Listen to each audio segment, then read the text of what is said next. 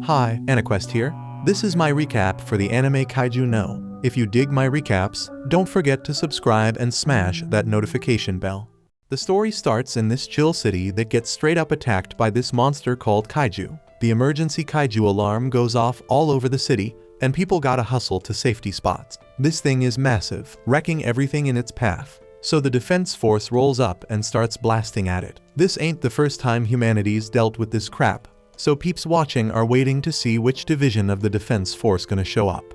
And it's the 3rd division, and they swoop in ready to wreck that kaiju. One girl from the division comes in packing this huge cannon, and she uses its crazy power to straight up blast a hole through the kaiju, taking it out like a boss. After all that, our main dude Kafka is straight up amazed at the size of that monster. Body parts scattered everywhere. He tells his crew they're gonna be working overtime for a while. That's for sure. The nearby citizens cheer for the 3rd division, cause they finished their mission with no casualties. Kafka walks over, blown away by the crowd that gathered. While the heroes walk away from the defeated monster, Kafka heads towards it, because his job ain't done when the battle ends. Him and his crew do the dirty work that nobody cares about and nobody appreciates. They gotta take apart the defeated kaijus and dispose of them. Kafka does his thing, taking a sample of the monster and stashing it in a drone. Their job ain't flashy like fighting the beast, but it's a different kind of battle in its own way. That becomes crystal clear when Kafka spots someone messing with something they shouldn't and it freaking explodes, hurting someone. Luckily, Kafka's dealt with injuries like that before, so he handles the situation. These dudes got a ton of work ahead of them, and Kafka's pissed that the bosses want them to clean up this massive mess in just 1 week. Just then, Kafka gets told he gotta go to a different area cause they short-staffed, and he's shocked cause they sending him to the intestines. Kafka gets dragged away, and the others start talking about how messed up the intestines are. Kafka arrives at the intestines and instantly loses his appetite, but he's a hard worker, so he pushes through the discomfort and gets the job done. That night, Kafka gets home dead tired, and he tries to get rid of the stench from work. He catches a news report about Division 3 and their captain named Mina. This girl's only 27, and she ain't just a captain. She's slayed hundreds of kaiju. Looking back shows that she and Kafka used to be tight, and she was all up in her feelings when they made a promise to kick Kaiju's ass together. Now Mina's blowing up big time and everybody's talking about her being a top contender for commander of the defense force. Kafka's wondering how the hell he ended up on the flip side of things, but he ain't trying to dwell on it cause that shit's too damn depressing. He tells himself that cleanin' is a legit important gig that helps people. Plus, he gets to grub on his favorite foods and has an apartment he's cool with. Kafka figures that this should be enough, and just goes to sleep. The next morning, Kafka rolls up to work and gets introduced to this part-time student who's joining their crew. Dude's name's Ichikawa, and he's dead set on joining the defense force. Kafka's coworker points out that Kafka had the same dream as him, but Kafka straight up gave up and became a veteran at the cleaning company. Ichikawa's wondering why Kafka quit, so Kafka admits he realized his abilities had limits. Dude tried his best, but there's always someone who's better. Kafka tries to keep a positive mindset, but Ichikawa ain't playing. He straight up declares he ain't never gonna give up, no matter what, so he can't wrap his head around Kafka's logic. He don't even want to understand, so he just bounces to change his clothes. Everybody thought they'd be tight cause they shared the same dream, but Kafka's fuming cause he knows there ain't no way to answer the kid's question without looking like a miserable wreck. Kafka's forced to do some soul searching and wonders if quitting is really that damn bad. They all head to work and go over the plan for the day. They decide which parts they gotta keep for research and which ones they gotta straight up destroy. Ichikawa gets stuck with the intestines. Kafka's kinda stoked cause the kid's got a dope attitude.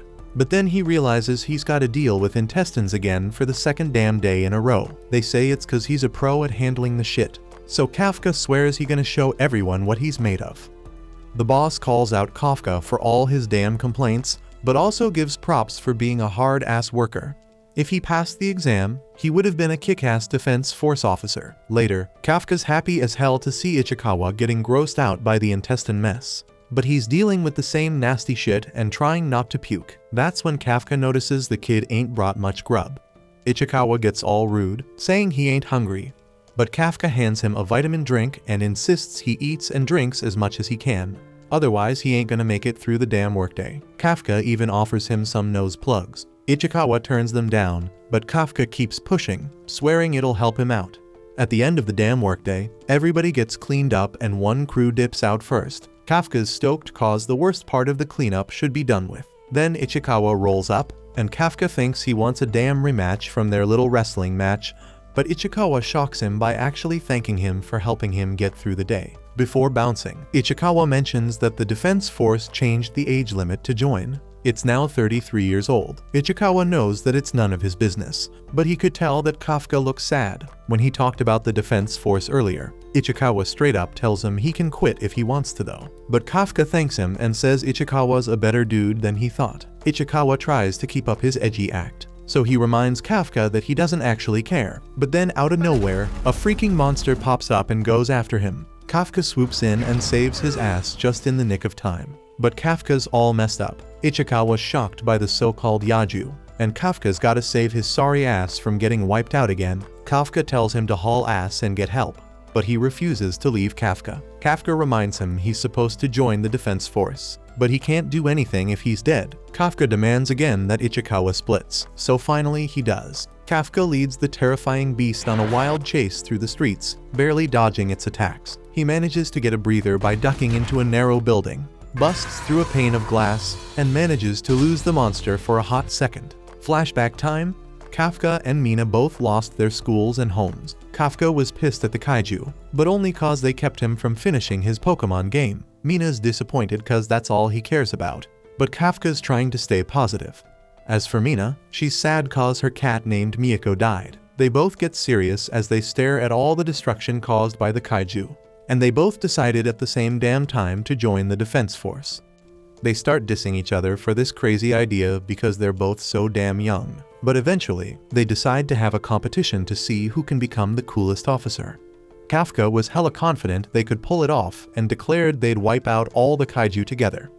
Back to the present, Kafka realizes shit ain't supposed to go down like this. But he gotta keep hauling ass because the monsters are straight up demolishing buildings to get to him. Kafka decides to stand up to the monster, thinking he must go for its legs. But damn, he doesn't stand a chance because the monster straight up attacks him right away. Kafka's thinking, why the hell did it have to end up like this? He screams in pure agony as the monster stomps on him, breaking his damn leg. Kafka's lost all hope because the monster's about to eat him. But out of nowhere, Ichikawa swoops in and saves his sorry ass just in the nick of time. Kafka calls him an idiot, but Ichikawa explains he already called the defense force for backup. Kafka meant he was an idiot for coming back in the first place, but Ichikawa points out that if he had abandoned Kafka, he would never be able to become a defense force officer.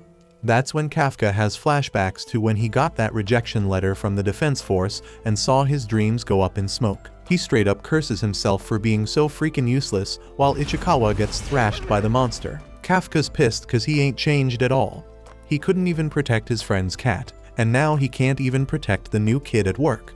His frustration builds up, and he lets out a primal scream of rage just as the beast is about to wipe out Ichikawa. But out of nowhere, the monster gets blown to freaking pieces, leaving both dudes shocked. Then this female voice announces that the target's been wiped out, and Kafka's blown away when he sees Mina rolling up with the 3rd Division crew. She has her squad take care of the injured peeps, while she and the others go check for more monsters. They check on Kafka, but he's in rough shape and not responding. That night at Yokohama Hospital, Kafka's mind is blown by how freaking amazing Mina's become. She straight up obliterated that terrifying monster in an instant. Kafka realizes she's gone to a place he can never reach. He thought he was all alone, but then he's shocked to find out Ichikawa's right next to him. Ichikawa points out that if Kafka hadn't rescued him and told him to run, he would be dead right now. Kafka's even more shocked when Ichikawa says he's cool. Kafka thinks about their competition to be the coolest officer. Ichikawa thinks Kafka should be an officer, but once again says it's up to him. Kafka snaps out of his negative mindset and straight up punches himself, wondering how long he was gonna keep looking the other way. He thanks Ichikawa and tells the kid he's a damn good person. Kafka still ain't thinking giving up is a bad move, but he knows damn well he can't fool himself. So he steps up and confidently declares he's gonna aim to be a defense force officer once again. But before he can bask in his heroic declaration, he gets a rude awakening when he's freaking shocked to see a monster hovering above him. This freaking thing says it's found him and shoves itself right into Kafka's mouth. Ichikawa wonders if he is okay, but Kafka's clearly not good, gasping for air and thrashing around like a haunted. Ichikawa checks on him, and he's straight up shocked to find a monster in Kafka's bed. Kafka just casually looks at Ichikawa and then casually checks out his own reflection. Eventually, the shock hits them both, so Kafka tries to calm Ichikawa down, telling him it's just him. Ichikawa chills out. But then some old dude shows up and calls the defense force. Both dudes start freaking out, thinking about what the defense force does to kaiju, so they're panicking like crazy. Ichikawa tells Kafka to haul ass and run. Another flashback shows Kafka teaching Mina how to take down a kaiju. He schools her on attacking the legs and tying the sucker up. Mina's scared as hell at the thought of fighting a monster, so Kafka promises her he'll be right there by her side when the time comes. Back to the present, Mina's thinking about how that was all a lie. But then she gets the news that a kaiju's been spotted at Yokohama Hospital, and she declares that she'll handle it. She's gonna roll out with her officers and straight up eliminate that kaiju. Once Mina's squad is all set, she gathers them up and spills that there's a freaking kaiju chilling at the hospital, and it's their damn mission to take it down without hurting the people. Meanwhile, in the hospital, Kafka and Ichikawa are still messing with the old dude. They're trying to show him it's just a huge-ass misunderstanding, making Kafka look as harmless as humanly possible. But that's tough when Kafka's got a freaking face like that. Shit hits the fan when the old man has a heart attack and kicks the bucket. Kafka tries to check on him. He puts his hand on the wall and accidentally smashes it by accident. He can't believe this crap is happening to him. But now the whole damn hospital is paying attention. Since the defense force is probably already on the way, Ichikawa suggests Kafka bounces. Kafka agrees because sticking around would just cause more problems. But when he tries to open the window, he forgets about his superhuman strength and wrecks more property. Ichikawa brushes it off and says they should dip since Kafka's presence is freaking everyone out.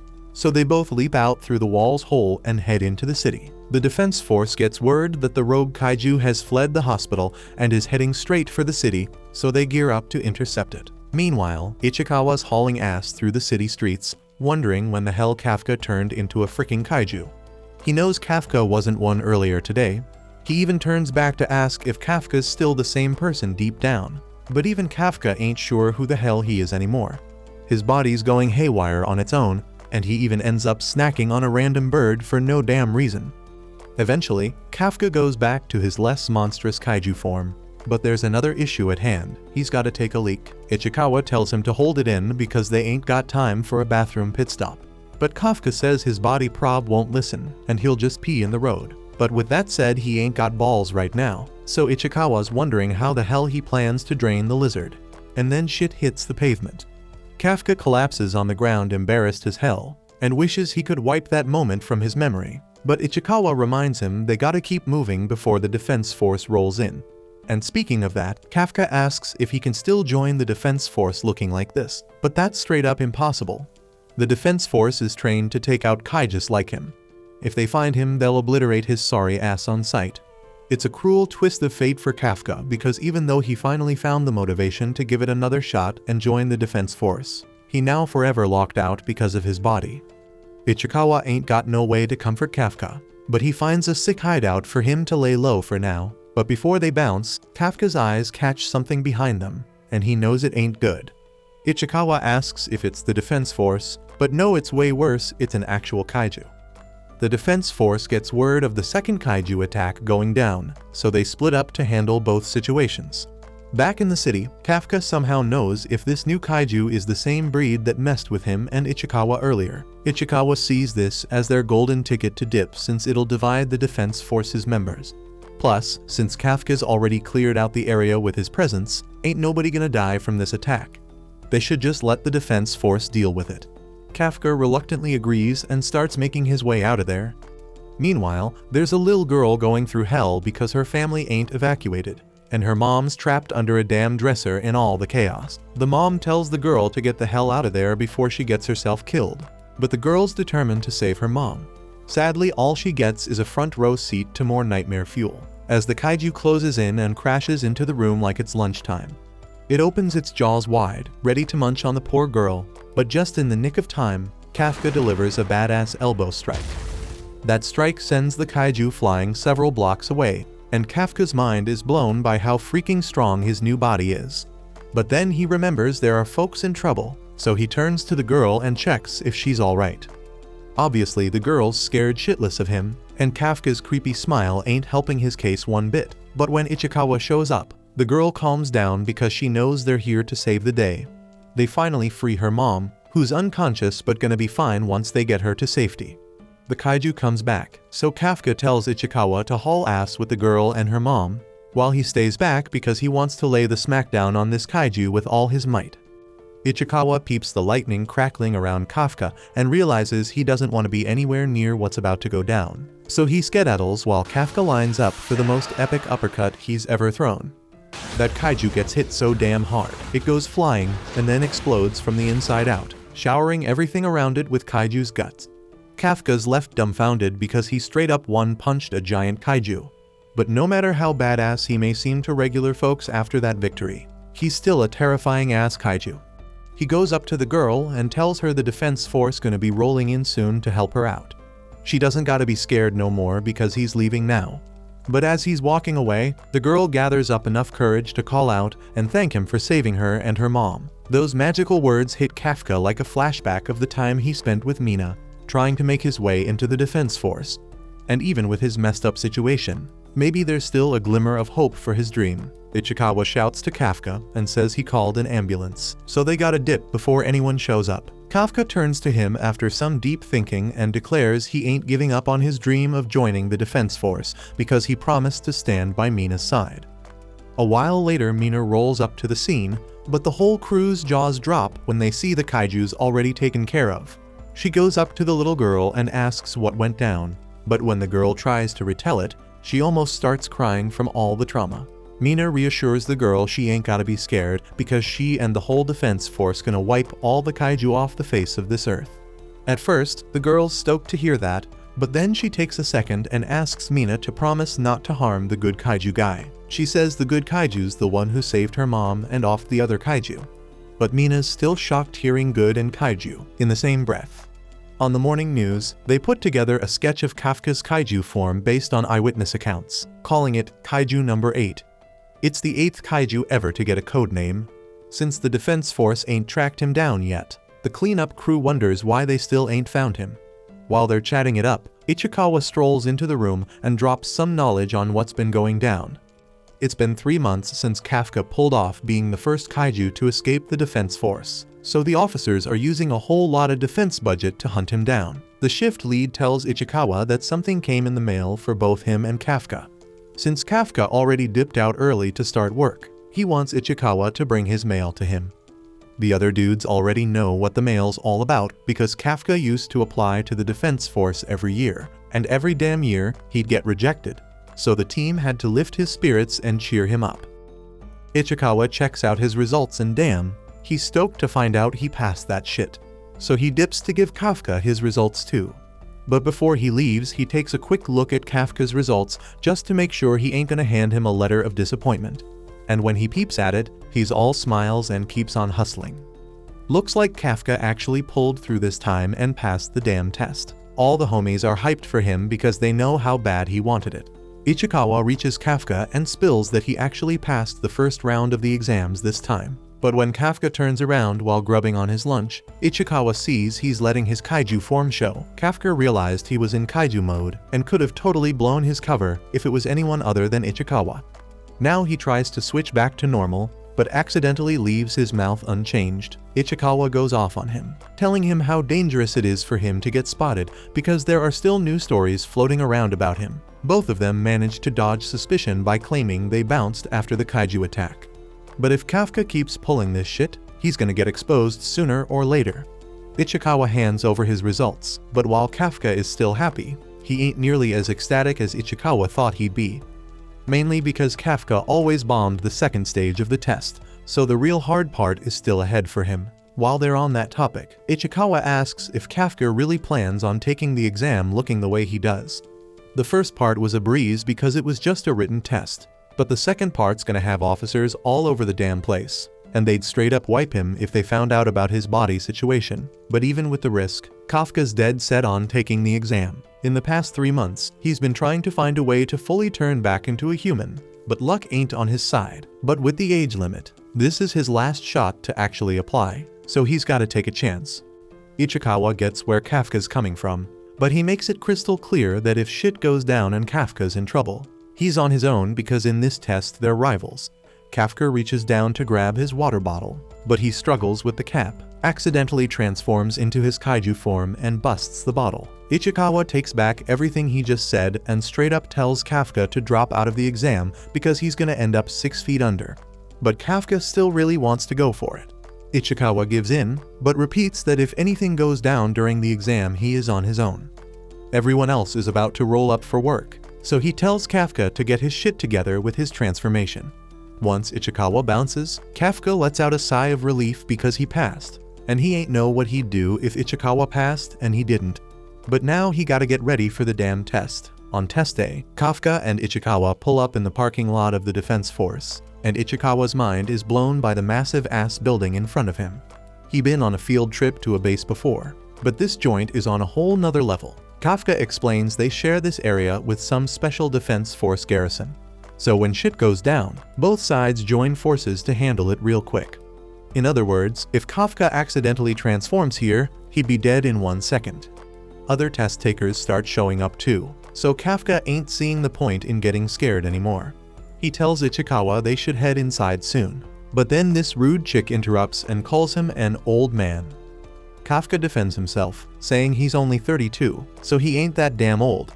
But even Ichikawa thinks he's ancient, so he gotta accept it. Age aside, this girl straight up tells him to move his car, even though there are plenty of spots elsewhere, just because she thinks she got some special right to it because 5 is her lucky number. Kafka ain't budging for some dumb reason like that obviously.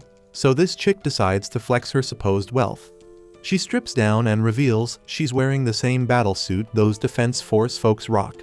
But she ain't using it for any noble cause like fighting kaiju. Instead, she grabs Kafka's car with one hand and throws it out the spot, thinking she is all cool, but it just makes her a bitch.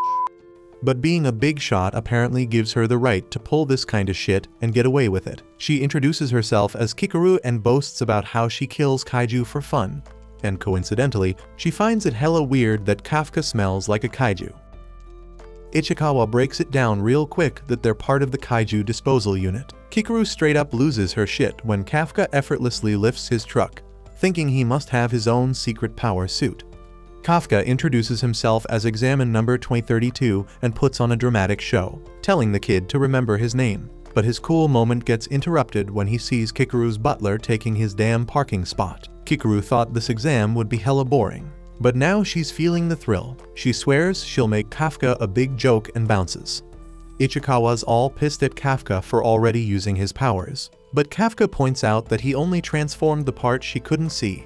They brush off some guards, saying the noise was nothing, but Ichikawa warns Kafka that if he pulls any more stunts, he's getting sent home. Kafka knows this is his last chance to stick with Mina, so he promises himself he won't give up this time. But moments later, Kafka's struggling hard during the exam. He's been keeping up with his training and busting his ass doing hard physical work every damn day, but right now he just can't keep up.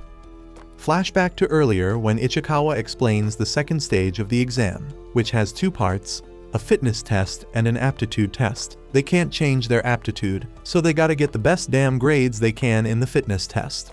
But Kafka's having a real tough time. He's always been below average, but shit's gotten way worse. He's falling way behind, making him wonder if people really get this weak after turning 30. He thinks about transforming, but that'd be straight up crazy. Unfortunately, Kafka does hella poorly and gets a rank of 219 out of 225. Then Kikaru comes out of nowhere, revealing she ranked 5, and starts clowning Kafka, saying it didn't take long at all to make him a joke. Kafka thinks about how he dramatically told her to remember his name, but now he wants her to forget it. Ichikawa's just glad Kafka didn't use his powers, and Kafka explains it wouldn't be fair since everyone busted their asses to get there. But the truth is, Kafka was just fronting to sound cool, but deep down he wishes he had used his powers. Kafka's sure he could have done better, but Ichikawa thinks there's another reason why he got that rank. Meanwhile, Mina's checking out this year's applicants. Her subordinate assumes she won't give a damn because all she cares about is killing kaiju. But he's straight up shocked when she's down to hear more while she's working. The guy explains there's this dude named Izumo who caught his attention. He graduated top of his class and is the most promising one in this year's crew. Ichikawa noticed the dude as well, as he just ranked second. And the guy who came in third is Aiharu, the valedictorian of some fancy-ass university. But the one who took the top spot is Kaguragi, the rising star from the Japan Ground Self-Defense Force. And it ain't just them, most of the examinees this year are from top-notch universities. Usually folks like them be trying to become elite officers, not field agents. That's probably why Kafka's rank is so damn low. And it hits Kafka, that's why they seem so damn strong. Ichikawa explains that even among all these badass folks, there's one person everyone's got their eyes on. She graduated from California Neutralization at the ripe age of 16. She skipped grades and became the youngest ever to do it. Her name's Kikaru, and they call her the ultimate talent. The top 3 dudes are watching her, hoping they can measure up. Ichikawa points out that it's a group of crazy skilled applicants, none more so than Kikaru. Kafka admits he had no idea she was that damn impressive, but he catches a beatdown from her bodyguards for touching her. Everybody's watching, and they just assume Kafka's one of her damn fans. Kikaru laughs because she's made him a joke again, but Kafka declares he's gonna make her a joke too. Deep down though, Kafka knows things ain't going so well. But Ichikawa still has hope. The past 2 years, the second part of the test has been kaiju corpse disposal. They want to test the examinees' knowledge of kaiju and their ability to work as a team. They also want to show them there's more to the job than just killing kaiju. That's why Ichikawa chose to work part-time at the disposal unit, because it's part of the damn test. Kafka's hope gets back in the game, so they decide to go all in on the next part of the exam. They roll up to the second training spot, and this Vice Captain Hoshina from the 3rd Division steps up. He's the dude in charge of giving them their aptitude test. And in this test, they gotta hunt down some kaiju. Kafka gets hyped because he thinks they just gotta find those monsters and get rid of their bodies, like Ichikawa said. But damn, he gets a shock when Hoshina actually drops the bomb that they gotta find and take down the kaiju. Kafka's mind is blown when one of those mad strong kaiju tries to attack Hoshina, but luckily the security measures shut it down. Kafka's still shocked, but all the top guys are straight up pumped for this part of the exam. Then Kikaru starts laughing at our boy, so Kafka wonders what happened to just disposing of the bodies. Ichikawa breaks it down that's what they've been doing for the past 2 years, and he's just as disappointed. Hoshina explains that this part of the exam is dangerous as hell, so they gotta rock Izumo tech gear while doing it. Ichikawa tries on the gear, and he's mind blown as it analyzes his body and molds itself to fit him perfectly.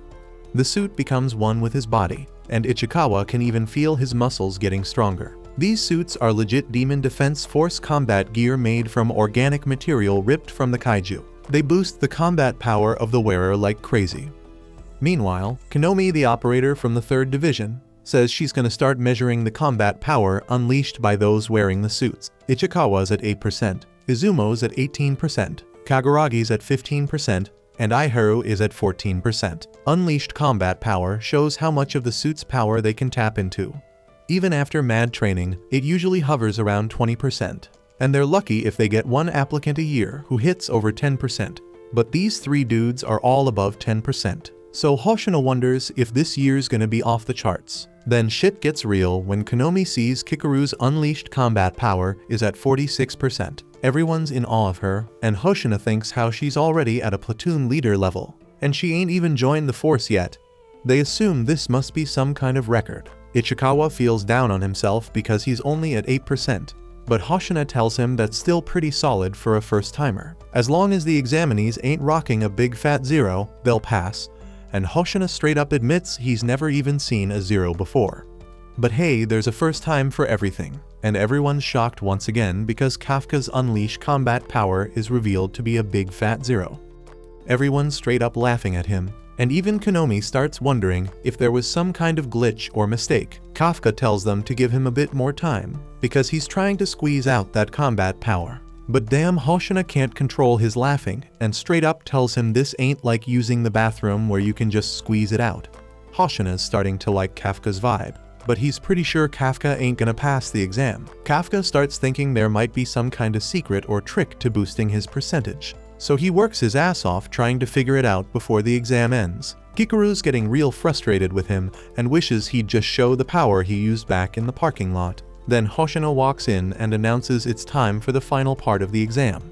He explains that they gotta take down 1 Hanju and 36 Yaju spread out in an urban training area. These kaiju caused 16 casualties, and they've been captured alive for training purposes. The examinees gotta fight them with anti-kaiju weapons while drones monitor their moves. If the drones sense an examinees in danger, they'll activate the shield in their suits to save them. But that also means they fail the exam. This shit is crazy dangerous, so Hoshina can't guarantee they'll even survive. They gotta decide if they want to take part, and Hoshina kicks off the test. The examinees rush forward with mad eagerness, but everyone's stunned when Kikuru jumps ahead and easily takes down 2 Yaju. She's straight up amazing everyone. Kafka declares they need to push ahead or they'll fall behind, but Ichikawa points out Kafka's the one holding them back. Kafka defends himself by saying the weapons are heavy as hell without the suit's help. He tries to sound all cool by saying only he the Zero can understand this, but Ichikawa ain't feeling it cool at all. Things ain't looking good because Ichikawa's pointing out they don't have the same offensive power as the others. Just then Hoshina drops a bomb and reveals that Mina has shown up to watch the damn exam. Kafka remembers their challenge to see who can be the coolest defense force officer, and he calms himself down. He stops giving a damn about being a Zero and reminds himself that this is his last chance. Kafka figures something out and asks Ichikawa why the hell they got drones watching them. If they just want to keep count of how many kaiju they've taken out, they could easily do that with sensors. But it ain't about that. Besides testing their skills, they're also checking how well they can adapt to the situation. Kafka and Ichikawa realize that since they ain't packing the same offensive power as the others, they gotta focus on supporting the attackers as best as they can.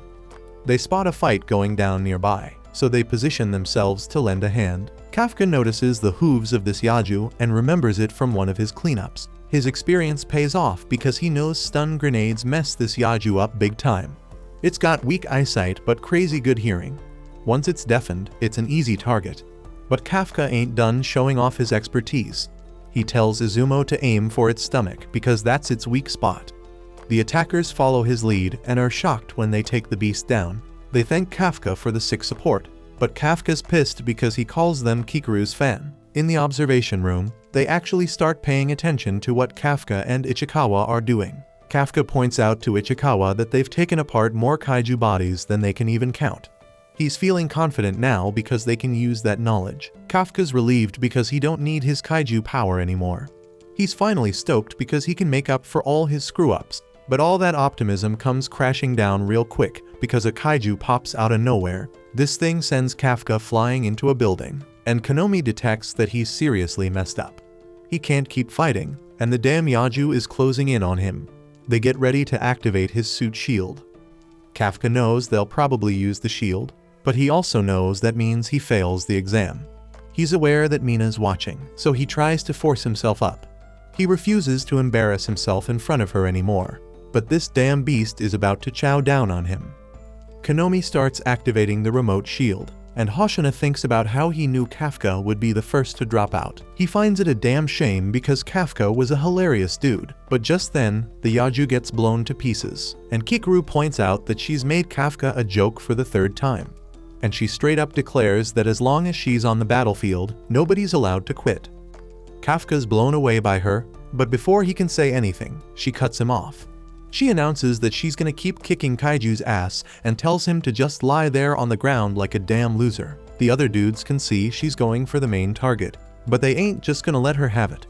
Kikuru easily takes out another Yaju, and Aiharu thinks she's just way too powerful and wonders if she really has the same suit they do. Kafka wants to go after the main target too, but his leg's busted and he can't even stand up. Hoshina explains Kafka's got multiple fractures and might even have organ damage. Kafka wonders if this means he's gotta give up, but he refuses to let himself think like that. He remembers how shitty it felt to see he had 0% combat power, like he could never stand by Mina's side. He gets pissed off thinking about how only the talented ones pass. Hoshina suggests Kafka just drop out and explains the suit shields ain't foolproof. But Kafka ain't having it. He thinks about how he's the one who decides if he gives up or not. He declares that even though he's too damn old for dreams, and even if he looks like a total idiot, he's gonna bet his whole damn life up to this point and chase his dreams again. As Kafka makes this declaration, everyone in the observation room is straight up shocked to see his combat power go up by 0.1%. Kafka declares that this time he ain't giving up, no matter what, and Mina takes notice. Kafka proudly shows he can still stand up, and Konomi's mind is blown because the dude's leg is freaking broken. Hoshina decides to let him roll with it, but he warns that if shit gets real bad, he's activating the shield. Kafka tells Ichikawa to go on ahead because that was the deal, but Ichikawa decides to back him up instead. Kafka realizes that's just the kinda dude Ichikawa is, so he accepts the help. Hoshina can't help but laugh at them while Ichikawa carries Kafka. Ichikawa admits he's hella embarrassed, but they both got serious determination. Kafka's busted bones are hurting a lot, so Ichikawa's gonna be their legs, and Kafka's gonna use all his smarts to handle the attacks. Hoshina's just trying to pass them by because they're cracking him up with their comedy act. Kafka tells Ichikawa to stick with Kikaru, and he's amazed at how fast his buddy is. Kikaru's busy kicking ass and leaving everyone in her dust as she takes down a bunch of kaiju, so Ichikawa tells Kafka to be ready to back her up when they catch up. All the dudes are watching Kikaru do her thing, and they're bummed because she won't even let them help. Konomi announces that Kikaru wiped out the last Yaju in the area and is already taking on the Hanju. Kikaru throws a grenade to piss off the beast and uses the opportunity to get in perfect position to annihilate it. Kikaru calmly says that this is the last one as she slowly pulls the trigger, and this makes Hoshina smirk as she blasts the monster. Konomi's stunned as she announces that the Hanju's defeated and the final part of the exam is finished. Our boys are all shocked because they didn't even get to lend a hand, and Kafka declares Kikaru's just too fast. Now Konomi just needs to retrieve the drones and send medics for the injured. Hoshina's surprised the exam ended so quick, even though it took forever to set up. Mina's impressed because Kikaru's even more badass than the stories say, and Hoshina's shocked that Kikaru caught Mina's attention. They thought at least 30 people would drop out, but no one did, and Hoshina's convinced it's all because of Kikaru. That's what you should expect from director Shinomiya's daughter. Hoshina's sure she's gonna be a big shot in the defense force, bringing hope to the whole damn country. Back at the damn exam, Kikaru's praying she made her pops proud by being flawless on the battlefield. She's chilling and decides to go clown on Kafka some more. But out of nowhere, this freaky-ass monster shows up behind her and straight up wrecks the shit, causing massive damage. And then all the dead kaiju start moving again, and everyone's freaking horrified. Kikaru barely manages to protect her heart by focusing her whole shield on one spot, but she figures she can still fight. She's stunned when this mysterious monster starts talking, and it's wondering how the hell she's still moving. Kikaru figures out it's a kaiju, but she's mind blown to see it's got some brains too. Kikaru decides to charge at it, but this monster straight up smacks her multiple times and she screams in agony. Konomi's all shocked seeing Kikaru's vitals dropping like crazy. They got no clue what the hell's going on, but they're picking up live signals from the kaiju they already took out. And here's the messed up part, this revived Hanju's estimated fortitude is 6'4", way stronger than before. Hoshina thinks how it takes an entire crew to take down a kaiju at that level, with not many people able to take it down quick. Then out of nowhere, Mina tells Konomi to activate all remote shields for examinees and send back some drones. Hoshina thinks how luckily the two of them are some of the few capable of defeating this Hanju, so they gear up and head out. Examinees are told to dip, but Kikaru refuses, figuring lots of folks will lose their lives if she doesn't stop this thing herself. She uses her suit to stop the bleeding and realizes she can still throw down. And then Kikaru remembers her pop's words, telling her to be perfect for their nation. Now she's demanding perfection from herself, but damn, the Hanju knocks her aside like it's nothing. She can barely move, but she still ain't giving up. We take a trip down memory lane and see Kikaru all proud because she got the top grade in class. The other students didn't do as well, but at least their parents were there to celebrate with them. Kikaru tried staying positive though, as her butler assured her that her dad would be home that day and surely be pleased with her score. But in reality, her pops couldn't give a damn about her top grade. He straight up said celebrating one success was just setting her up for failure next time.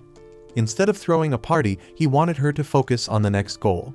That's when he dropped the bomb on her. She gotta be flawless all the damn time, not just for the future of their nation, but for her late mama too.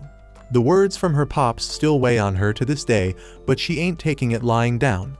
He always told her to keep pushing forward and never let nobody outshine her. So now she ain't taking no loses even with just one arm. As long as she can move, she gonna throw down. But damn, she has been through too much damage and she gotta scream again because the pain's unbearable.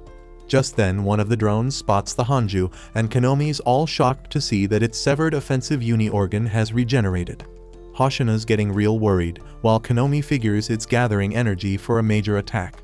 Hoshina and Mina are rushing to the scene, but he ain't sure if they gonna make it in time. This beast is getting ready to unleash a massive attack, and Kikaru figures she's done. She apologizes to her pops for not being perfect and starts crying. The Hanju's about to unleash its attack, then out of nowhere, Kafka shows up and tells her she did a dope job. Kikaru's absolutely mind blown, wondering why the hell he's there, and then the monster attacks. But Kikaru's even more shocked when they ain't getting hurt and Kafka starts transforming. Kafka explains she did a good job buying time for everyone to evacuate so she can leave the rest to him. Meanwhile, everyone's scrambling like crazy to evacuate. Kaguragi is using flares to organize the whole thing, which impressing Izumo. Let's take a look back a few moments ago and we see Kafka and Ichikawa being told to get the hell out of there, not to go back because Kikaru's fighting the revived Hanju. Ichikawa's ready to bounce, but Kafka already vanished. Ichikawa's hoping Kafka ain't crazy enough to transform because he knows he'll get wiped out on the spot if he does. But as Ichikawa rushes to the scene, he realizes Kafka definitely got that crazy streak because he don't hesitate in these kind of situations. Going back to Kikaru, she's straight up mind blown by Kafka's transformation, and she can't wrap her head around how he turned into a kaiju. Kafka tries to play it cool, begging her not to spill to the defense force. But then Kikaru's terrified as the Hanju busts out its crazy powerful attack again, but Kafka effortlessly deflects it like it's nothing. Kafka tells her he'll spill the deets in a second because he only needs a split second to take out this beast. At the same time, Konomi detects some supremely intense energy near the Hanju. The explosion messed up their comms so they can't see what's going on. They got readings on its strength though, but Konomi straight up refuses to believe it's real. Supposedly this mystery beast got a strength rating of 9.8. Hoshina says it's impossible and thinks the explosion messed up the measurement system. It just can't be true because if it were, this would be one of the most powerful kaiju in history. Kafka powers up like the insane powerhouse he is. He apologizes to the Hanju because time's running out and he gotta end it with one punch. Kikaru watches in absolute awe as Kafka's punch collides with the Hanju's punch, blowing that sucker to bits. The shock on her face is plain to see and the Hanju's body parts get scattered everywhere. Kafka's feeling himself, telling the monster to try coming back to life after that beatdown. But the thing starts moving again, so Kafka begs it to stop, as he was just joking. The monster is really defeated though, and Kikaru's left wondering who the hell this dude is. Kafka saves her from another attacking Yaju and finally reveals his face. He assures her she's safe now, but gives her a scolding for putting herself in so much danger. But before long, the tables turn and Kafka's the one getting scolded when Ichikawa rolls up. Kafka explains he only planned on transforming part of his body, but had to switch things up when he saw the Hanju. Ichikawa keeps laying into him, but the argument ends when Kikaru passes out. Soon enough Mina and Hoshina show up at the scene, but they can't even fathom what could have caused that much damage to the Hanju.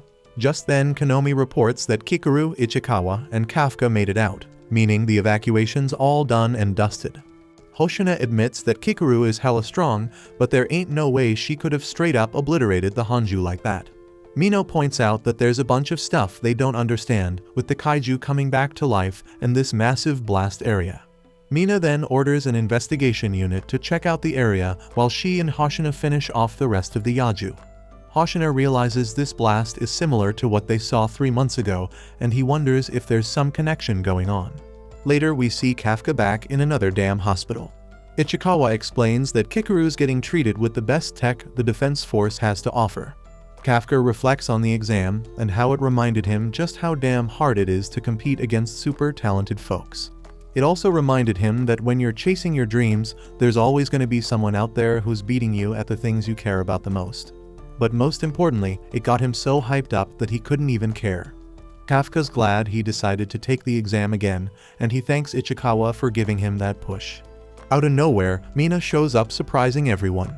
She just thanks them for taking care of Kikaru and disappears just as quick. Kafka almost calls out to her, but he holds back because it ain't the right time. He wants to wait till he becomes an officer to talk to her. He's more confident than ever that it's gonna happen, and he silently promises himself that she better watch him out. Nearby, Kikaru has a nightmare about not being perfect for her pops. She wakes up wondering if her dad's arrived, but it's just Hoshina. He explains that there were no casualties, and it's all thanks to her kicking the Hanju's ass. The shock on her face makes Hoshina wonder if she really was the one who took it down. Kikaru remembers what Kafka said, so she declares that she was the one who straight up eliminated the Hanju. That night, a news report breaks down what went down at the exam and reveals that while a bunch of folks got injured, there were nobody died. In some bathroom stall, we see the mysterious and smart-ass Kaiju listening in. He's shocked and disappointed to hear that there were no damn fatalities at all. Just then the phone rings, and the monster reminds himself how to answer it. When he picks up, the voice on the other end tells him to get back to work. This monster transforms and puts on his uniform, and shockingly we see that he's a new member of Kafka's disposal unit. Everyone's hoping Kafka and Ichikawa are alright after the exam incident, and this new guy ominously hides his transformation. A while later, Kafka's straight up freaking out about the exam, and he's putting the blame on Ichikawa because he's the one who convinced him to sign up again. But Kafka ain't got time to be anxious no more because the boss rolls in and says both Ichikawa and Kafka got mail. Kafka knows this is his last shot at having a chance to stand next to Mina, so he pulls out the paper all nervous like to see his results. On the day of the entrance ceremony, Izumo steps up to Kaguragi to give him props and congratulate him on passing. But Izumo was pretty damn sure Kaguragi would pass anyway, so it ain't a surprise to see him there. Honestly, the people who passed are exactly what he expected, but he doesn't see Kafka anywhere. Kaguragi asks if Izumo wanted Kafka to pass, but it ain't exactly that Izumo just finds him interesting. Right then, Kikaru shows up, and she's all boasting about her epic victory during the test. And she got every right to because she's actually the best fighter here. Before meeting her, both Kaguragi and Izumo thought they'd be fighting for the top spot. But now Izumo thinks they're stuck battling for second place. Kaguragi fires back saying he scored the highest in the physical fitness test, so he'll keep aiming for number 1 even if Izumo wants to quit. In another part of the hall, Ichikawa bumps into another one of the successful candidates, and the dude recognizes him from the exam but can't remember his name. Ichikawa reintroduces himself and the guy does the same, saying he's called Aiharu Furuhashi, but he wants them to be on a first-name basis, so he tells Ichikawa to call him Rino, and in return he wants to be called Aiharu. Now that they're all acquainted, Aiharu asks what went down with Kafka, and if he somehow flunked the test, but it seems like the situation's a bit more complicated than that. Right then, an announcement is made that Mina's rolling in, so everyone shuts up as she walks in. Once Mina takes the stage, the induction ceremony is about to begin officially, so Kikaru is asked to step up and speak on behalf of the new class. As Kikaru steps up on stage, Mina hands the class roster and welcomes them to the Defense Force. She also gives a special shout out to Kikaru for helping out after the exam incident, because thanks to her there were no casualties at all. Kikaru feels a bit guilty about getting all that praise from Mina, but she ain't the one who took down that kaiju. Kafka should be the one hearing these words right now, so why isn't he here? The dude not only saved her life, but also looked out for her like she was a little kid, and she feeling a bit embarrassed about it. But looks like she doesn't gotta worry about that because Kafka sneaks into the room all sheepish like rocking his fresh Defense Force uniform a moment later. A bunch of people stoked to see him, but they need some context to know how he managed not to fail. Truth is he straight up bombed the exam. He had the lowest score in the fitness test and 0 attitude for the suits, so it was a clear failing grade. Ain't nobody disputing that evaluation, and even though Mina wants to have Kafka's back, she knows she can't play favorites like that. But Hoshina's ready to give Kafka all the special treatment in the world. Dude says he'll take him under his wing. He justifies it by saying that Kafka's scores might be trash, but in the practical part of the test, he was spot on in identifying the weak points of the kaiju and prioritizing helping the whole kaiju extermination effort instead of just racking up his own kills. Ain't many people with those skills, but the reason Hoshina wants Kafka on board is because he thinks the dude's funny. Hoshina wasn't sure if Kafka would ever meet the requirements to become a full officer, But for now, he wants to keep him as a cadet in his platoon. Mina breaks it down for everyone that Kafka ain't a full officer yet, so she has him sit out the induction ceremony. But that still means he passed. Now that that's settled, Hoshina steps up and asks Mina to say a few words to the new officers. She grabs the mic and addresses everyone, saying she's glad they all stepped up and volunteered for the defense force, putting in that work to pass that tough-ass exam. In the past few years, they've been dealing with kaiju that got way more fight in them than ever before. Plus, they gotta worry about weird incidents where the kaiju might come back to life. Missions about to get more dangerous than ever, and some folks might not make it out alive. Ain't no guarantees, so she wants them all to trust their lives to her. Through all them risky-ass missions, she promises she'll be right there, standing at the front, acting as both the shield and spear of the team. Kafka is mad moved by the speech, and he straight up blurts out that he'll make sure he stands by Mina's side too. Everyone's jaws drop because Kafka had the guts to talk to the captain like that. But Mina's actually happy as hell because Kafka ain't forgotten his promise, but she's still the captain, so she decides to teach Kafka a lesson for speaking out of turn and orders him to do 100 push-ups. Hoshina, as always, finds the whole thing hilarious and ain't regretting his decision to bring Kafka on board even a bit. But being funny ain't the only reason Hoshina wanted to recruit Kafka. When the kaiju started coming back to life, they suddenly caught signals of a 9-8 fortitude kaiju showing up. Hoshina thinks it's probably a glitch, but at the same time, they lost the vital signs of one of the examinees. He knows something ain't right about Kafka because he had zero compatibility with the suit, so he's gonna keep a close eye on him to uncover the secret he's holding. Kafka just finished his brutal punishment of 100 push-ups and he's lying on the floor dead tired. That's when Kikaru rolls up to him and says she wants to talk, so she tells him to come with her. Kafka asks why she can't just talk to him here. But Kikaru doesn't want others eavesdropping, so they start teasing her, claiming she's gonna confess her love to Kafka. Kafka actually falls for it, but Kikaru shuts it down and kicks him right in the face while Ichikawa watches with disapproval all over his face. Later, the three of them chill in an empty diner. Kafka just spilled to Kikaru about what went down in the hospital, but she finds it hard to believe that he turned into a freaking kaiju just because he ate one. Kafka thinks it ain't no biggie to spill to the defense force about it because maybe they can find a cure or something. But Kikaru doesn't think there's a damn chance of that happening. First off, if they don't straight up murk him on the spot, they'd probably subject him to all sorts of messed up experiments. And trust me, at that point, he can kiss his dream of becoming an officer goodbye. Plus, when the kaiju are crazy powerful, the defense force uses their remains to make some special weapons after they bring them down. So it's possible they might try to do the same damn thing to Kafka. After Kafka hears about the consequences of spilling his secret, he straight up begs Kikaru to keep his shit on the down low.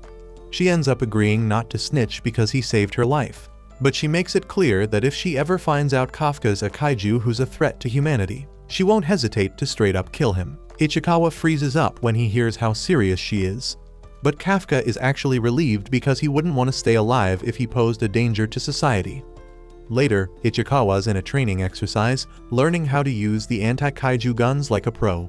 He's doing pretty damn good, finishing the course in just over 2.5 minutes with a suit activation rate of 18%.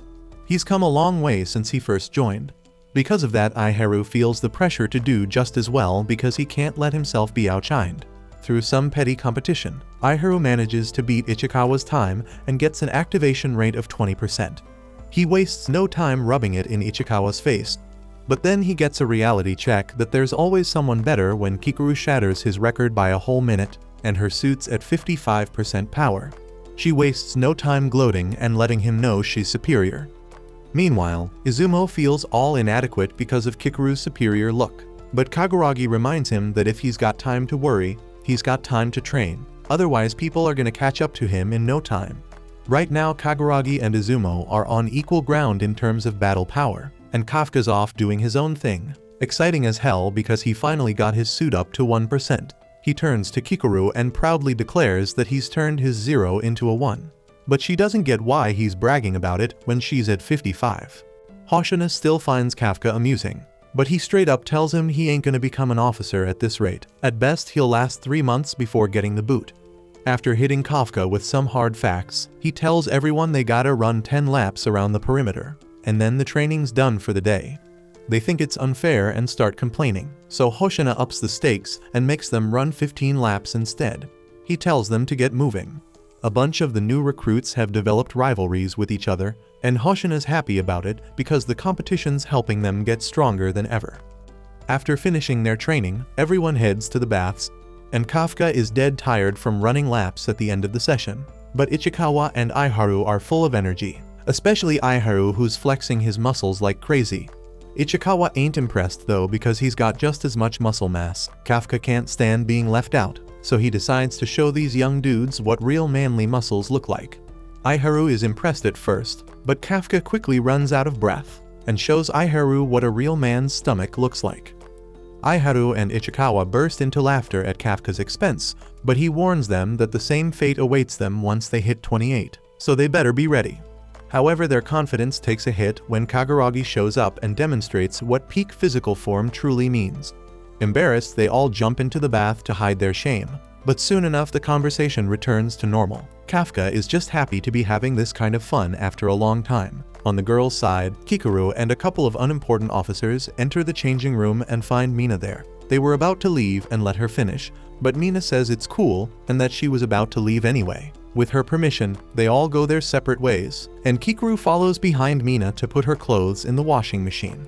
While doing this, Kikaru notices that Mina has some solid muscles, but that alone doesn't explain the insane combat power she possesses.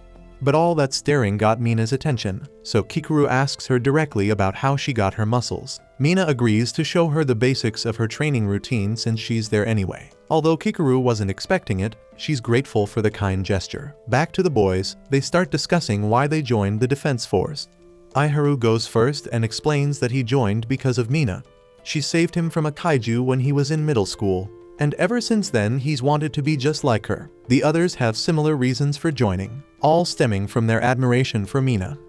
When it's Kafka's turn to answer, he gets a bit flustered but eventually reveals that he's Mina's childhood friend. The boys are all jealous of him now, so Kafka tries to make a quick exit before things get too heated. However, it's already too late now as they want to hear every juicy detail about Mina's childhood. They end up chilling in the bath for so damn long that when Kikaru finally comes out, they're all passed out from heat stroke, and Ichikawa's stuck there trying to revive their sorry asses. The next day, training goes on as usual, and the recruits start bonding over the time they spend together. But Kafka still sucks big time compared to everyone else. At the end of the day, they're all dead tired from busting their asses. But while they're knocked the hell out, Kafka's still grinding to improve himself. He ain't trying to get kicked off the defense force. After a while, Hoshina walks in and finds Kafka still working. While it's admirable and shit, sleep is also a crucial part of training, so he can't just neglect that. Kafka's desperate to keep his spot and Hoshina figures it's because of some promise he made with Mina. But Kafka never told him about that, so he's wondering how the hell Hoshina knows. Hoshina admits he's been eavesdropping on their bath conversations, which is hella weird, but Kafka comes clean and admits that his motivation does come from that promise. He's gotta do whatever the hell it takes to stand by Mina's side.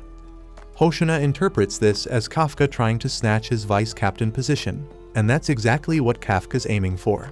He's gonna work his ass off to achieve it. Before Hoshina bounces, he lets Kafka know he ain't letting go of that vice captain spot so easily, and he drops some advice. Kafka shouldn't get too close to anyone on the team, because in this line of work, anyone could die at any damn moment, especially those getting a lot of screen time.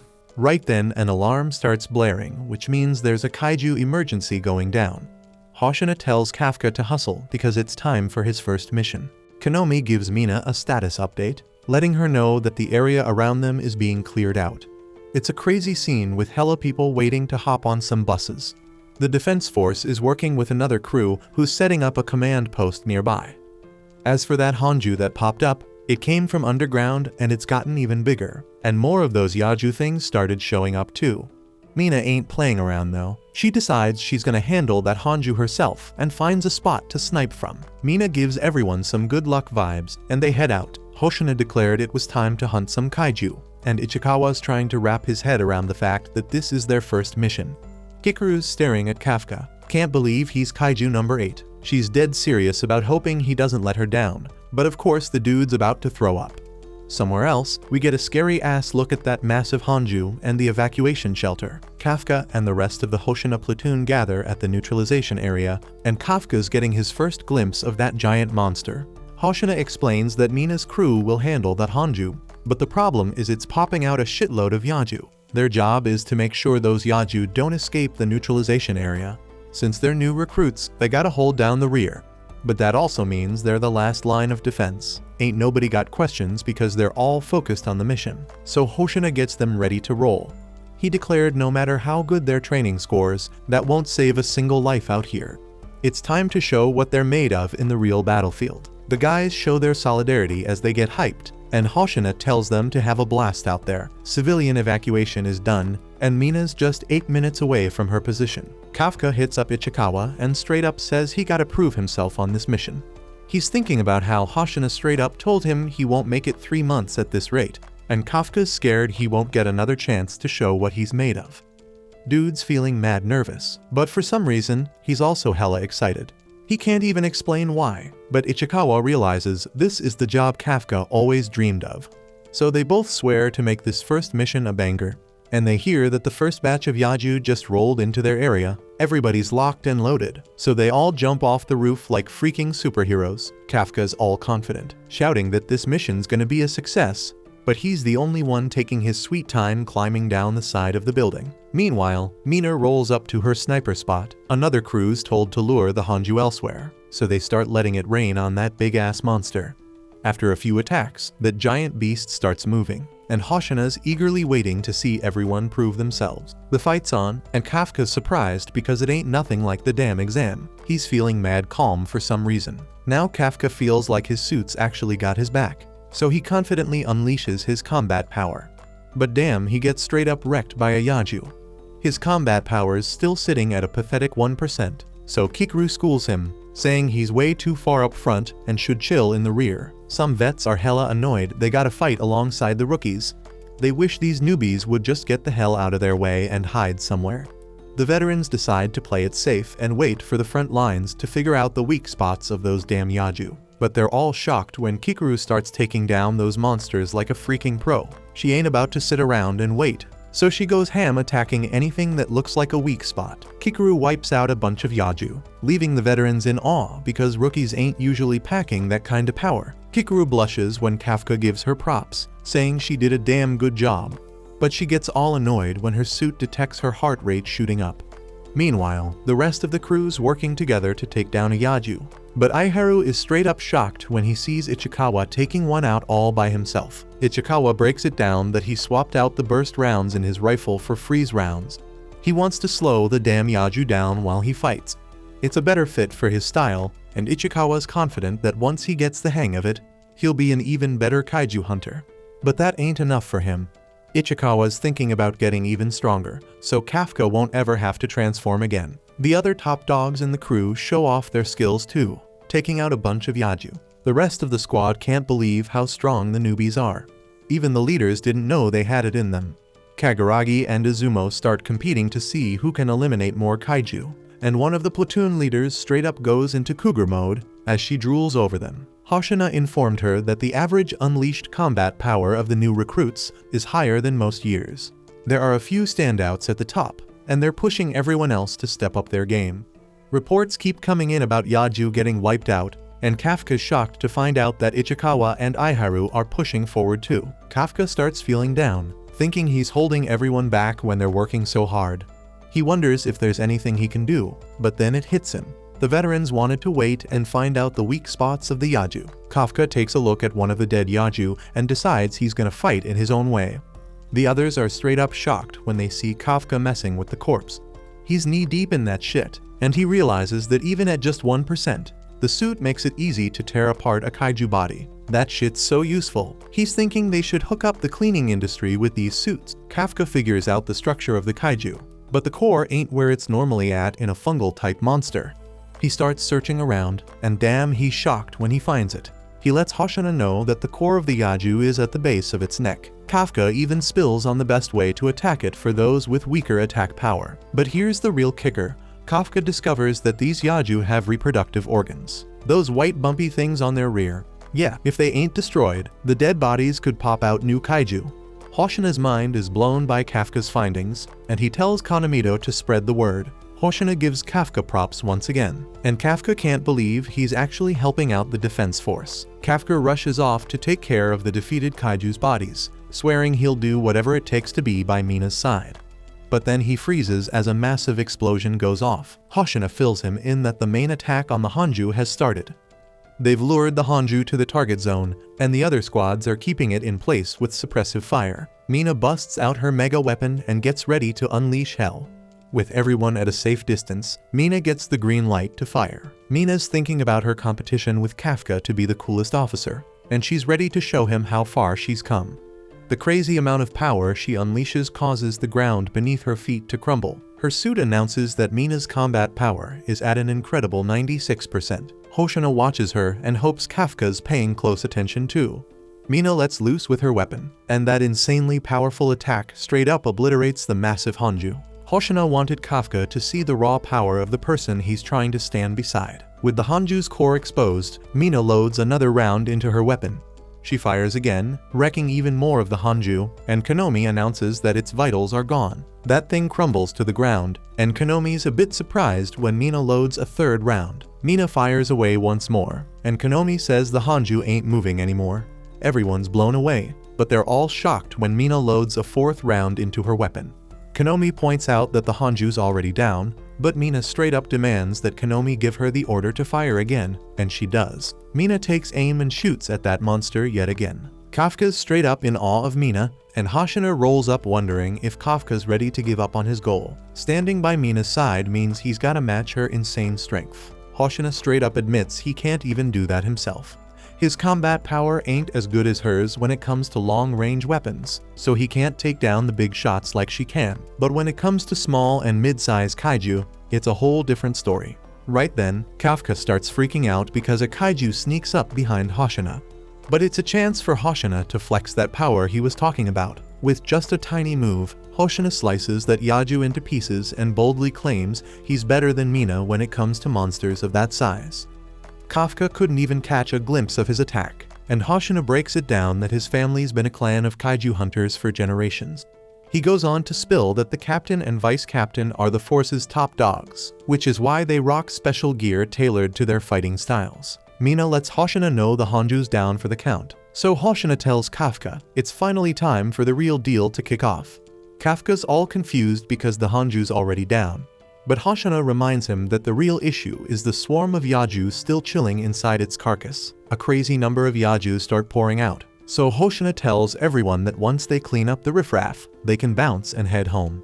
The recruits think he's being a little too laid back, so the veterans start clowning them for giving up so easily. They're dead set on showing the newbies that there's more to the fight game than just brute strength, so they hit the battlefield. The platoon leader Nakanoshima tells Kaguragi and Izumo they can just let the veterans handle it, but they ain't having that.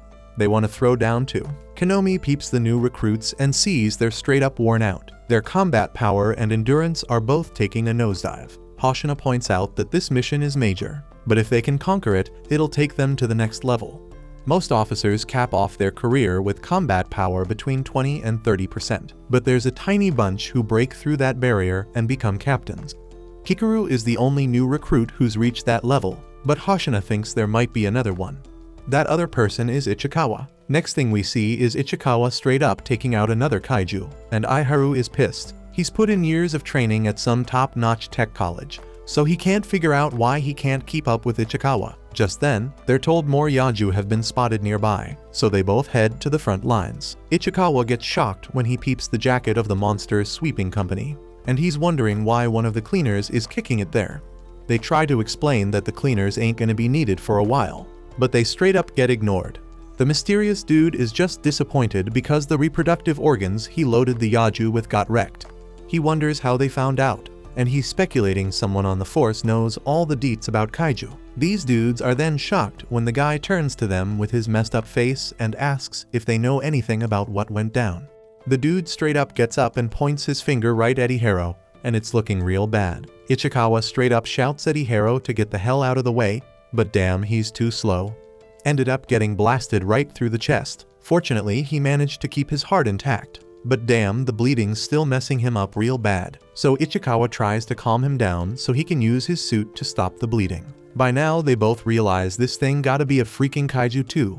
And there's only one humanoid kaiju other than Kafka, and that's Kaiju number 9. They both straight up recognize it as the one that wreaked havoc during the exam. And this thing took down Kikaru like it was nothing. So they gotta be extra careful. Number 9 starts talking about how damn disappointed he is with his messed up implants, but he ain't trying to leave empty-handed. So he decides he's gonna at least snatch a live sample of a Defense Force officer. Ichikawa and Iharo, they both get spooked as hell after hearing that, but they still gotta keep their cool. So Ichikawa tries to call the platoon leader to let her know what's going down, so they can get some backup. But the transmission straight up fails because number 9 had enough time when he was human to figure out how the radio signals work. So he sets up a freaking zone around this place where no signals can go in or out. That way he can stay hidden from the defense force, because they won't be able to pick up his energy signature. And as a bonus, it stops any distress calls from getting out. He points his finger right at Ichikawa, this time ready to attack him. And even though Ichikawa knows what's coming, he still can't dodge the finger bullets completely. So he gets straight up incapacitated. Number 9's a little confused because even though he hit Ichikawa, he missed all the vital organs he was aiming for. Makes him realize Ichikawa must have some way of seeing the attacks coming.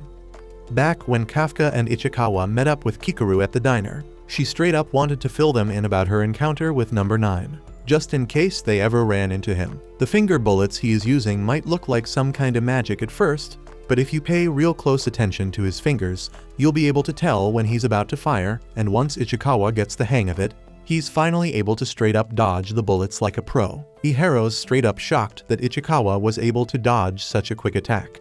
And with the time Ichikawa bought, he fires back at number 9 so that Iharo can make his escape. Iharo ain't too thrilled about being protected by Ichikawa, but he knows he ain't gonna be much help in this fight. Dude almost gets smacked again. After saving his ass, Ichikawa pleads with Iharo once more to just bounce.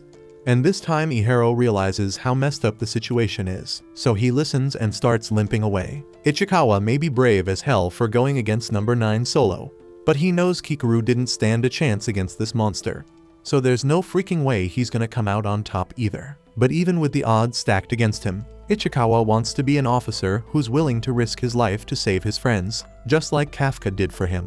So he charges forward, trying to buy enough time for Iharo to make it out alive. While he's doing that, Iharo's retreating and coming to terms with the fact that Ichikawa's way stronger than him right now. He don't want to admit it, but he hit a damn wall in his training recently. Hoshina told them all that most officers hit a strength plateau around 20 or 30% compatibility, but he also said that anyone can break through that barrier if they put in the effort. Iharo been stuck at 20% for the past 2 weeks, and despite his motivation to get stronger, Ichikawa surpassed him so easily. He straight up hates himself for it. Ichikawa's still doing his damn best to keep number 9 at bay, but 9 dodges all the shots and gets all up close to Ichikawa just to mess with him. Ichikawa may know some stuff about 9, but there's still a lot he doesn't know, and 9's gonna take full advantage of that. As the new finger bullets start flying, a cloud of dust gets kicked up. It looks like Ichikawa met his end, but thankfully, Iharo comes back just in time to save him. He's done feeling sorry for himself and getting saved, so he makes up his mind that he's gonna save Ichikawa this time. Though he's still got a damn hole in his chest, so he can't overdo it. Ichikawa can't wrap his head around why Iharo would come back here and put himself in harm's way. But damn if he hadn't, Ichikawa would be 6 feet under by now. And to top it off, number 9 straight up said his barrier keeps anything from leaving without his say-so. So there ain't no way Iharo could have made it out of here in the first place. They ain't got no other choice but to stick together and take down number 9. Even though Iharo ain't gonna be much help with his messed up injury, he says he'll do his damnedest to create an opening for Ichikawa. And once he does, Ichikawa hits 9 with all his might. They both agree on the plan, so Ichikawa charges forward while Iharo gets low and provides cover fire. The bullets they're firing are some special conductor type, so they work damn well in restraining 9. But since 9 sees Iharo as a major pain in the ass, he goes after him first. Iharo couldn't get up to dodge, but with a bit of extra focus, he's able to sense when the attack's coming and learns to dodge them too. While 9's still scratching his head about why he missed, Iharo manages to hit him in the leg with the conductor bullets, giving Ichikawa the perfect chance to get in position and unleash the full power of his suit. Ichikawa goes all out, unloading his whole damn magazine into 9. But when the dust settles, he's horrified to find out not a single bullet actually hit the mark. 9 built himself a damn wall of corpses for protection, and now that Ichikawa's run out of bullets, there ain't nothing he can do to stop 9 from turning him into Strainer with those finger bullets. Meanwhile, outside the barrier, Hoshina just got word that they lost communication with Iharo and Ichikawa, and their vital signs ain't showing up either, so there may be cause to worry. Kafka heard the report, and with the messed up behavior of the kaiju around here, he and Kikaru figured out that Kaiju number 9 must be lurking nearby. After taking all the bullets, Ichikawa's body's burning with pain, but he's still fighting with all he's got, trying his damn hardest to stay conscious and keep on fighting. Number 9 straight up shocked that Ichikawa's still moving after taking all that damage, but since he wants a living test subject, he ain't looking to kill him outright. He is about to try other ways to take down Ichikawa, but Iharo ain't having none of that. He fires several bullets at 9 to protect his homie, but damn 9 had already seen that gun before, so deflecting the bullets is like child's play to him. And after taking out Iharo, he strolls back to Ichikawa, curious about how much damage it takes to stop him from moving. Iharo hates seeing his friend getting hurt right in front of him, and as much as he hates to admit it, Ichikawa got more talent than him. So as he reaches for his gun, he swears he won't let him die here. The problem is he outta ammo, so he ain't got much he can do to save Ichikawa. Iharo loses hope, accepting that he gonna die right here. But all he wants is for Ichikawa to somehow be saved. 9 turns his attention to Iharo, and since he already made Ichikawa stop moving, he don't need Iharo alive no more. He points his finger to finish him off. But just in the nick of time, Kafka pops up from behind and straight up punches 9's head clean off his body. Kafka kneels down next to Ichikawa and apologizes for being late. But Ichikawa blames himself for being so weak in the first place. He wanted to handle this on his own so Kafka wouldn't have to transform. But things didn't go as planned. Iharo already freaking out because from his perspective, now there's a second badass kaiju just showed up. But he can't do nothing about it. Turns out number 9 can stay alive even after getting decapitated. So as he picks his head back up, Kafka sets Ichikawa down because he knows things about to get violent. Ichikawa doesn't want Kafka getting into trouble, but Kafka says it's all good. Ichikawa just gotta focus on sealing his wounds with a suit so he don't bleed out. While he doing that, Kafka gonna deal with 9. Once 9 got his head back on his shoulders, he ain't even mad. He asks why Kafka attacked him out of nowhere when they both kaiju. But 9 realizes Kafka got some serious strength, so he wanna claim his corpse for himself. That's why he fires a shot at him. It doesn't do nearly as much damage as it did to Ichikawa, so 9 decides to step things up a notch if he want to take down a kaiju of Kafka's caliber. 9 straight up unleashes a bunch of massive body bullets, ready to blast Kafka. But Kafka's even more pissed because 9 has been shooting Ichikawa and Iharo's soft human bodies with those damn bullets all this time. He can only imagine the pain and suffering they had to endure. So he's gonna make 9 pay for every single damn shot. 9 starts firing at Kafka, but Kafka just stands his ground, and right before getting hit, he unleashes a shock wave that blocks them all. In a split second, he flash steps right in front of 9 and starts wailing on him with a barrage of punches, while also rearranging 9's whole damn dental structure. 9 tries to fight back, but nothing he does can stop Kafka's relentless attacks. So he figures retreating is his best move. But Kafka ain't letting him off that easy. He gets ready to throw his final punch. 9 knows he's screwed at this point, and when he gets punched across 4 city blocks, he's left looking all messed up, disfigured, and dismembered with his core fully exposed. Kafka catches up to him, ready to smash that core and finish him off for good. But just then, a couple of Defense Force soldiers spot them and report that they ran into a humanoid kaiju. Meanwhile, Kikaru's struggling to take down one of the other kaiju from earlier because her gun ain't packing enough power. So she takes matters into her own hands and grabs a sign nearby, ready to use it as a weapon. And she straight up splits that damn kaiju in half. Now that she's done with that, she wonders where the hell Kafka went. Earlier when they found out Iharo and Ichikawa went missing, Kafka decided to go look for them. But Kikaru questioned how the hell he's supposed to do that with zero way to communicate. Kafka explained that as long as they're getting attacked by the humanoid kaiju, he should be able to sense where they at. Then he transformed and bounced. But even if his intention was to save Ichikawa, transforming in the middle of an active defense force battle zone is some insanely risky shit. Word spreads about a humanoid kaiju, and Hoshina gets the memo. He wastes no time and starts moving to lend a hand. Meanwhile, with Kafka, he gets caught up dealing with the officers, which gives number 9 the chance to bounce back, regenerate his body, and escape imminent death. 9 claims he cracked the code on how Kafka's body works, so he thinking next time he'll straight up finish him off. But Kafka ain't having none of that. He ain't letting there be a next time, so he is ready to chase 9 down. But 9 starts blasting the defense force officers, so Kafka gotta switch gears and defend them. Seizing the opportunity, 9 pulls some crazy move and disintegrates himself to escape, which is something I think he can just do. And since 9 slipped away, Kafka figures it's a good time for him to dip too.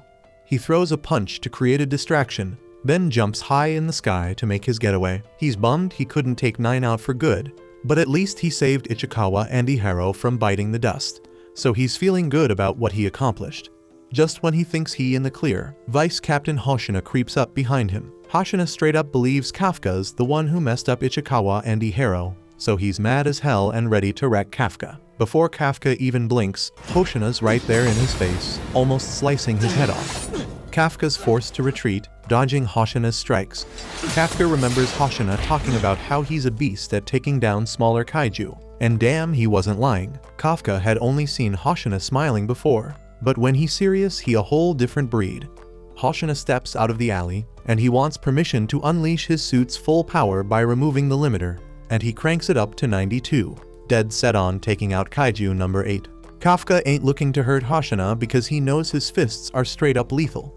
But while he's still pondering, Hoshina slices him up in a flash, making it clear that he won't survive unless he gets real serious. Hoshina jumps in for another attack, but Kafka manages to dodge it this time by leaping back. But don't think he's escaped Hoshina's wrath just yet. As he's getting chased down, Kafka ain't able to toughen up his body quick enough to counter all of Hoshina's strikes. He might not be as buff as Kafka, but damn, he's way faster. Kafka used to think Kikaru was a badass when she moving on the battlefield, but right now Hoshina doesn't even look human with the way he's darting around. He slashes again, and even though Kafka avoids a fatal blow, it still cuts deep and exposes his core. Kafka's trying to figure out what kind of move Hoshina pulled to slash him because he couldn't see it coming. So he finds a spot to stand his ground and regenerate his messed up body. This is the first time he's gotta regenerate his body, and damn, it drains a whole lot of his stamina. So he can't afford to get slashed like that again. Hoshina's still in hot on his pursuit, and he's been surprised the whole damn fight. He's throwing all his power, yet this kaiju keeps holding him back. That must mean this kaiju's at least a fortitude 8. But that ain't the only bizarre thing about it. The way this kaiju fights ain't normal, but it don't really matter because all he needs to do is make sure this kaiju can't counter his next attack. He powers up his blades, and once they're at full blast, he sends out an energy wave heading straight for Kafka. Kafka knows this is gonna be hellish, so he tries to jump out of the way, but still gets his leg cut off. And that moment of being stuck because of his missing leg is all Hoshina needs to close the gap and appear right under Kafka to finish him off. He goes for Kafka's core, but damn, he's surprised when he sees Kafka growing a set of teeth to grab his blade and stop it from piercing his core. Now he can't even pull that blade out. So Kafka takes the chance to strike back and powers up one of his mega punches. But since he still ain't looking to kill Hoshina, he aims for the knife instead and sends him flying with the force of the punch. And once Hoshina loses sight of him because of all the dust kicked up, Kafka disappears into the night. Hoshina's feeling down because he couldn't bring down Kaiju number 8 just now, but he still gotta report what went down. So he grabs the radio and gives Mina the lowdown on the situation. Meanwhile, Kikaru's deep in thought about Kafka. He might have saved her ass during the exam, but can she really trust him when he's a kaiju? Just then, Kafka shows up after reverting back to his human form, and Kikaru's true feelings for him are written all over her excited face. Kafka apologizes for acting so reckless because he knows she must have been worried sick. He's running low on energy after all that regenerating he had to do to recover from the fight with Hoshina. So he nearly collapses and Kikaru's gotta hold him up. Kafka says sorry for not finishing off Kaiju number 9. But Kikaru tells him it's all good because she plans on getting her revenge personally and taking it out with her own 2 hands. Kafka gives her a smile, but then he starts walking away even though he's in a terrible state. He says he wants to head to Ichikawa and Iharo because they got banged up real bad. But Kikaru grabs him and asks if he's got a medical degree to help them out. They're already being taken care of by the defense force, and with the new medical tech they've got, Ichikawa and Ihiro should be back on their feet in no time. Kafka should be worrying about himself because not only did he get spotted by some officers, but he also went head-to-head with Vice Captain Hoshina. If he ain't careful, it's only a matter of time before he gets busted. While everyone's finishing off the last of their targets and getting ready to head home, Hoshina's deep in thought about his encounter with Kaiju No. 8. Mina comes up to him because it's rare to see him so down, so she decides to take a picture to remember this rare moment. She then asked Hoshina if No. 8 was really that strong, and he confirmed it, stating that it was one of the strongest out there. If that's the real deal, then No. 8 is like some crazy anomaly because we haven't seen a kaiju that's strong in the past 5 years. It's lucky as hell that it hasn't caused any casualties yet. It doesn't seem like the type to just randomly attack people, and that's exactly why Hoshina found their fight so damn weird. It had the chance to throw down a punch, but it decided to go for the knife instead. And the whole damn brawl felt more like Hoshina was fighting with a regular human, not a damn kaiju. Mina tells Hoshina to take a damn break because he must be worn the hell out from the fight. She'll handle things from here, and when it comes to No. 8, it doesn't matter what kind of kaiju it is or how it acted all strange. Their job is to neutralize any damn kaiju that comes their way. Right then, Hoshina and Mina get a report from one of the platoon leaders. They just finished talking to Ichikawa and Ihiro. Turns out the kaiju that messed them up is the same one from the exam. And on top of that, when they first found it, it was in a damn human form. At the same time, Kaiju No. 9 is back in human form too, strolling down the road when a car rolls up behind him. The dude in the car just trying to get home from work, so he wants this guy standing in the middle of the street to get the hell out of his way. 9 raises his finger, like he's about to blast this annoying human with his finger bullets. But then he changes his mind and walks past him instead. The guy in the car starts freaking the hell out, and things go from bad to worse because when he turns around, he sees 9 transforming to make his head all huge, and then the dude gets straight up eaten alive. A while later, 9 transforms into the man and cruises away in the car while listening to the news. And his next move on the agenda is to find a damn way to kill Kafka. Back at the hospital, Ichikawa finally wakes up and sees Kafka and Kikaru chilling by his bedside. They're stoked as hell to see Ichikawa's alright, and Ichikawa thanks Kafka for saving his ass back there. But based on the looks Kafka and Kikaru give him, he probably shouldn't have said that. Ichikawa didn't even realize Ihiro was in the damn room. So now he's wondering why Kafka's getting all the thanks when it was Kaiju No. 8 that saved their asses. Kikaru thinks quickly and plays it off like Ichikawa is thanking Kafka for spotting the reproductive organs of the kaiju, because that was a massive help in the damn battle. And it kinda makes sense, so Ihiro buys into it. Though he's still curious why the hell a kaiju would save humans in the first place. That thing straight up wiped out No. 9 in like no time. So even for a kaiju, Ihiro thinks that's pretty damn cool.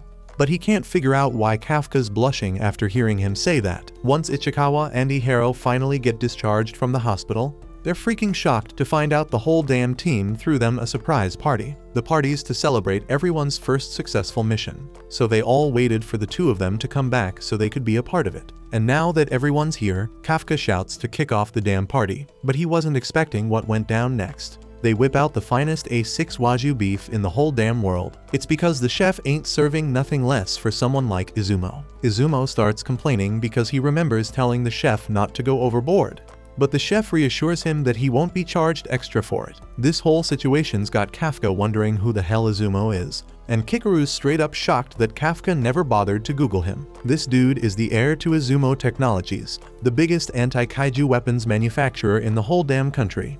And they're the ones who made the suits all the Defense Force soldiers wear. So he's probably the richest mofo in Japan right now. Hoshina steps up and addresses everyone at the party, telling them that it's rare as hell for him to be off like this, so they better enjoy themselves to the freaking max. The party gets rolling and it's going damn great, so Ichikawa thanks Hoshina for being cool enough to make it happen. But Hoshina didn't set up the party just out of kindness. He's waiting to see something else. And before long, the show kicks off as people start arguing. Kikaru calls out Ihiro for being too focused on showing off to Ichikawa, but Ihiro ain't trying to hear that from her because she does nothing but show off during battles. And it ain't just them. Everywhere Ichikawa looks, people be straight up arguing about every little damn thing that went down on the mission. But it ain't all bad. They're just trying to communicate and figure out how to step up their game for the next time. But that doesn't mean there ain't gonna be some good old regular arguments too. Meanwhile, out in the hallway, Izumo's chatting it up with Chef Dajima. He's expressing how damn happy he was when Izuma called him up. Dude thought he'd never see him again after what went down last time. He asks Izumo about his dad, and their relationship ain't changed much since Izumo still ain't talking to his old man after some incident they had. Just then, Kaguragi shows up, and you can tell he heard every damn word. But he knows it's a private matter, so he just keeps on walking to the bathroom. Back inside, Hoshina's finally calmed the chaos and drops a bombshell. He announces that Kafka's getting recognized for his help in the last mission. His info on the kaiju saved a whole bunch of lives, so he's officially getting promoted to a full member of the defense force. Everyone's going wild celebrating Kafka's achievements. And the next day, Kafka's getting officially inducted by Mina. He's stoked, but he also wants to be careful not to speak out of turn like last time, so he awkwardly excuses himself. But as he's leaving, Mina reminds him that he still has a long way to go before he can stand by her side, showing that she still remembers the promise they made. Kafka's all pumped and tells her he won't let her down, but damn, that counts as speaking out of turn, so she makes him do 50 push-ups. She's got a meeting about the Kaiju number 8 and 9 appearances, so Kafka will have to ask Hoshina about the paperwork for his new officer status. She also lets him know that Hoshina was the one who put in a good word for him, so he better live up to the man's expectations. It's late as hell and Kafka's still grinding away, studying like he always does. But he knows he gotta call it quits before Hoshina comes in and starts scolding him for skipping on sleep. So he decides to call it a night and bounce. But as he's leaving the room, he peeps that the lights are still on in the training area. Curiosity gets the best of him, so he goes to check it out. And that's when he spots Hoshina deep in his training routine. Hoshina's on some mental imagery training tip, visualizing the battle from earlier that day. He's trying to figure out how he could have landed better attacks, and he's dead serious about it. It kinda freaks Kafka out, and he ends up taking a tumble. Finally, Hoshina notices him and starts ragging on Kafka for staying up so damn late again. Kafka asks Hoshina why he is training late as well. So Hoshina then explains that he needs to make damn sure he's ready to take down Kaiju number 8 next time they cross paths. He's been replaying the fight in his mind and realized he messed up right from the start. If he had gone all out from the beginning, he could have won. Regular officers couldn't handle a beast as strong as 8 or 9. So Hoshina's gotta be the one to step up and handle it. Kafka sees how hard Hoshina's working to protect everyone, so he makes a promise. He's gonna try his best to live up to Hoshina's expectations. But Hoshina ain't buying it and puts Kafka in a headlock, calling him out for talking big when his combat power's still at a measly 1%. But if Kafka wants to help so badly, Hoshina's cool with him just living up to 1% of his expectations for now. Hoshina's done with his training for the night and he's heading back to the main office, and he tells Kafka to make sure he hits the bed soon. But up in the sky, shit's getting real. There's danger lurking as a new humanoid kaiju's gearing up for an attack with his crew of aerial kaiju. A while later, Hoshina's thinking about how Kaiju number 8 moves like a freaking human. And then there's Kaiju number 9, who can straight up talk and disguise itself as a human. Hoshina's getting real worried because some weird shit's going down with the kaiju. Meanwhile, Kafka's thinking about what Hoshina told him, deciding he can't let him down. Kafka heads to bed, but damn, he's mind blown when he sees fire raining down from the sky. The whole base is getting wrecked by a crazy amount of fireballs, and Kafka's crew wakes up to see the place in chaos. Konomi tells Hoshina they're seeing a ton of kaiju inside the base. These monsters are straight up attacking them from the air, and each one of them's got a fortitude rating over 6. But the scariest part, they're all Hanju. On the ground, one of these beasts is tearing the base apart with a crazy powerful attack. Since Mina ain't around, Hoshina steps up and takes command. He tells all hands to lure as many kaiju as possible into the training area and make sure none of them escape the base. They ain't hearing any reports of damage outside the base, so Hoshina's wondering if the kaiju are after the base itself. Kafka's straight up horrified seeing the base on fire, and he knows those wyvern-type kaiju are some serious bad news. But then he stops and realizes that if they're wyvern-type, something's definitely off. Elsewhere, Hoshina gathers up all the folks with rifles and tells them to head to the center of the base. They're gonna lure the kaiju and shoot them down. Right then, Kafka fills Hoshina in on the fact that they usually only see about a dozen wyvern-type kaiju in a whole year.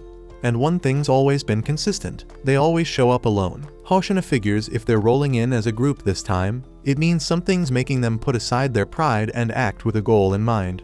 He's predicting they got a badass leader. And just like that, this leader appears in front of Hoshina, saying its target's been spotted.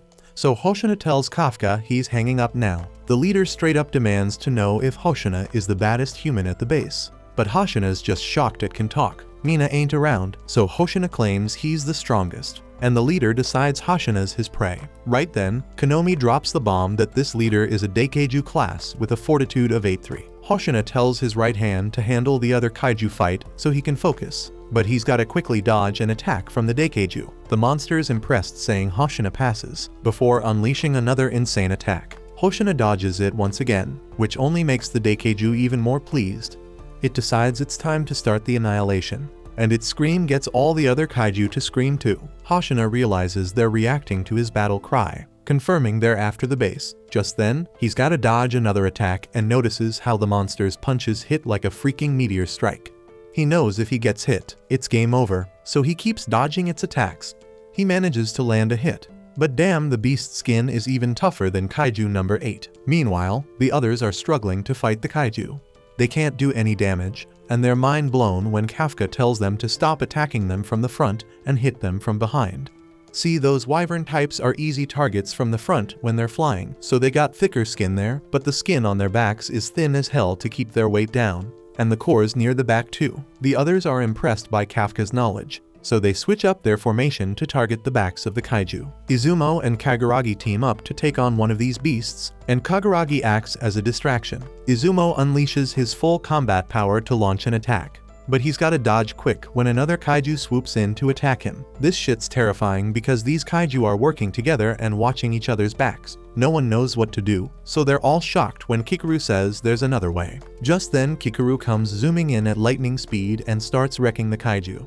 She busts out a new weapon and straight up declares that her plan is to unleash her unstoppable power and smash through their front armor. Turns out, back at the base's underground weapon stash, Kikaru was straight up shocked to find out they made a custom weapon just for her. Usually, you gotta be a captain to get one, but they made an exception for Kikaru. The kaiju threat level's been going up, and Kikaru ranks as the 3rd strongest officer on the base.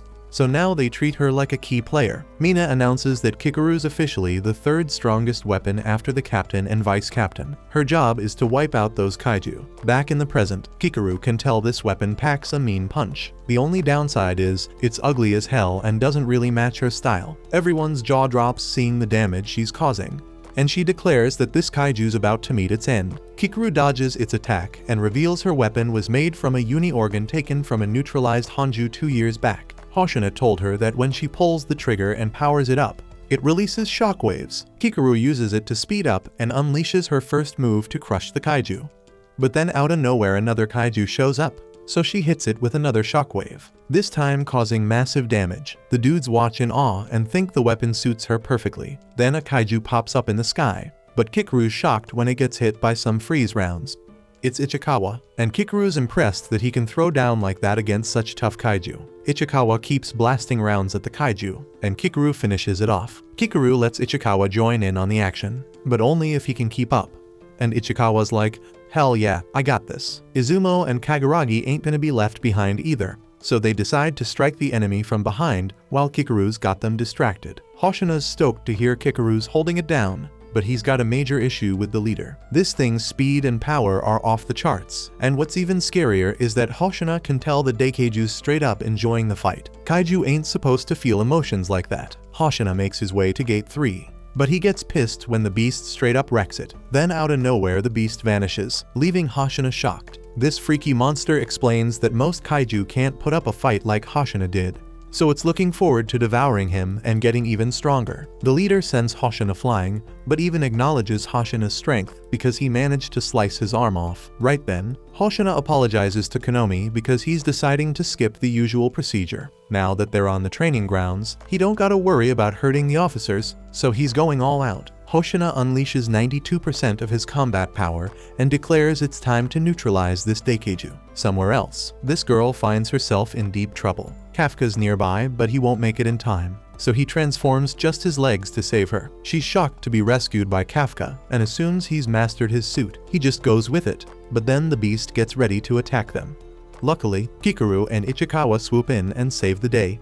Kikaru tells them to get the injured to safety. Ichikawa then talks directly to Kafka and tells him not to take any crazy risks. He reminds Kafka that he's a full officer now and he needs to believe in his fellow officers. Kafka gets it and watches in awe as they fight. They team up against the kaiju, and Kafka can't help but wonder when they learn such sick teamwork. Just then, Konomi announces that other units have arrived to help. Kafka's hyped because it means the senior officers who were off duty have finally shown up. The platoon starts cooking up a plan to work together, and things start looking more hopeful. They're pushing back even without Mina being there. Kafka goes to help the wounded and thinks about how freaking amazing his 3rd division is. Nearby, Hoshina tells the leader they messed with the wrong crew and he's damn sure they're gonna win. The two start throwing down again, and the Daikeiju figures something out. Hoshina's been slicing right through the tiny gaps in his exoskeleton. But damn, he's bummed because it ain't fun no more. Now that Hoshina's strategy's exposed, it's easy for the Daikeiju to shut those openings down. Out of nowhere though, Hoshina still manages to slice the beast to pieces. The leader realizes Hoshina was just messing with his head, aiming for the gaps as a diversion. Hoshina tears the leader apart, but then he's the one who's shocked when the monster gets even more hyped. This is the kind of fight it lives for, and it starts regenerating. The beast stoked to be fighting someone who matches its own power, but once again, it's caught off guard when Hoshina slices it up enough to expose its core. Hoshina busts out another 6-sword technique, and everyone's celebrating, thinking the fight's done. But hold up, Konomi notices something strange, and Hoshina yells that it ain't over. Meanwhile, Kafka's feeling mad pain nearby, wondering why his detection ability's going off even though he ain't transformed. Kafka's scared shitless, thinking the worst and worrying about Hoshina. Konomi's just as terrified, and Hoshina watches as the Daikeiju starts transforming into something way bigger. He realizes the core's position must have changed, so he couldn't fully destroy it. The Daikeiju lets out ultra-high temperature steam, and Hoshina's glad he brought it to the training ground. Right then, Konomi announces that the Daikeiju's fortitude is rising, and she can't believe the damn number. The beast finishes its transformation, and she declares its fortitude's now at 9. Hoshina's freaked out seeing what it's become, and the Daikeiju lets out a freaking monstrous roar.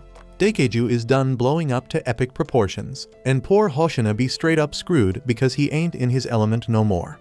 Daikeiju's transformation even got Kafka feeling some kind of way, and he knows something ain't right. So Kafka starts hauling ass toward Hoshina and Daikeiju's epic beatdown. Daikeiju is trying to squish Hoshina like a bug, but my man dodges that mess and starts hauling ass along Daikeiju's arm, slashing like crazy.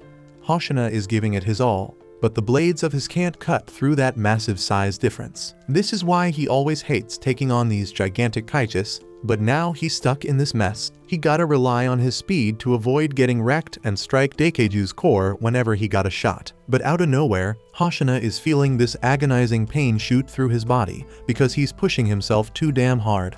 It's been 10 minutes since he maximum output, so Konomi is begging him to shut it down before he messes himself up really bad. But in the heat of battle, Hoshina ain't got the luxury to hold back. With his body on the brink, he knows he got maybe a minute left before he's a goner.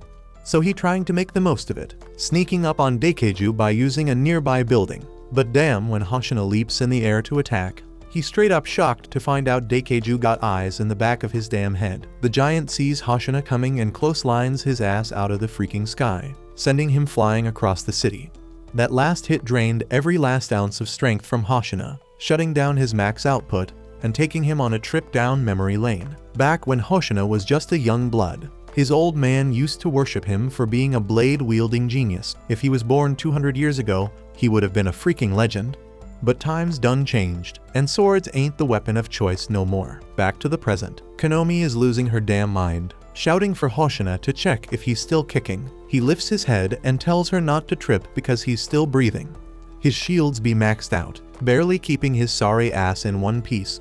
He may have made it through, but he running out of ideas. Every damn thing he tried so far been a bust. He asks Konomi for an update on how the rest of the crew holding up. She fills him in. Civilians are almost out of the danger zone, and the wyverns are dropping like flies. Hoshina is stoked to hear everyone holding it down, so he decides to keep giving it his all, even if it means kicking the bucket. Konomi be all up in his face, begging him to chill, but my man ain't having it. He leaps his ass into the air and slashes at Daikeiju. But that cut be healing up in a flash. Now Kaiju knows for sure Hoshina ain't got no chance in hell of taking him down. So what does Daikeiju do? He sends a freaking exploding wyvern after him, and Hoshina gets blasted back into another memory trip. His pops straight up told him to give up his dream of joining the defense force because sword skills won't cut it against the kaiju. Folks been telling him for ages that his blade skills are useless against the kaiju. But then Mina comes along and flips the script. Instead of ragging on him, she asks Hoshina to join her squad because he's exactly the type of person she needs.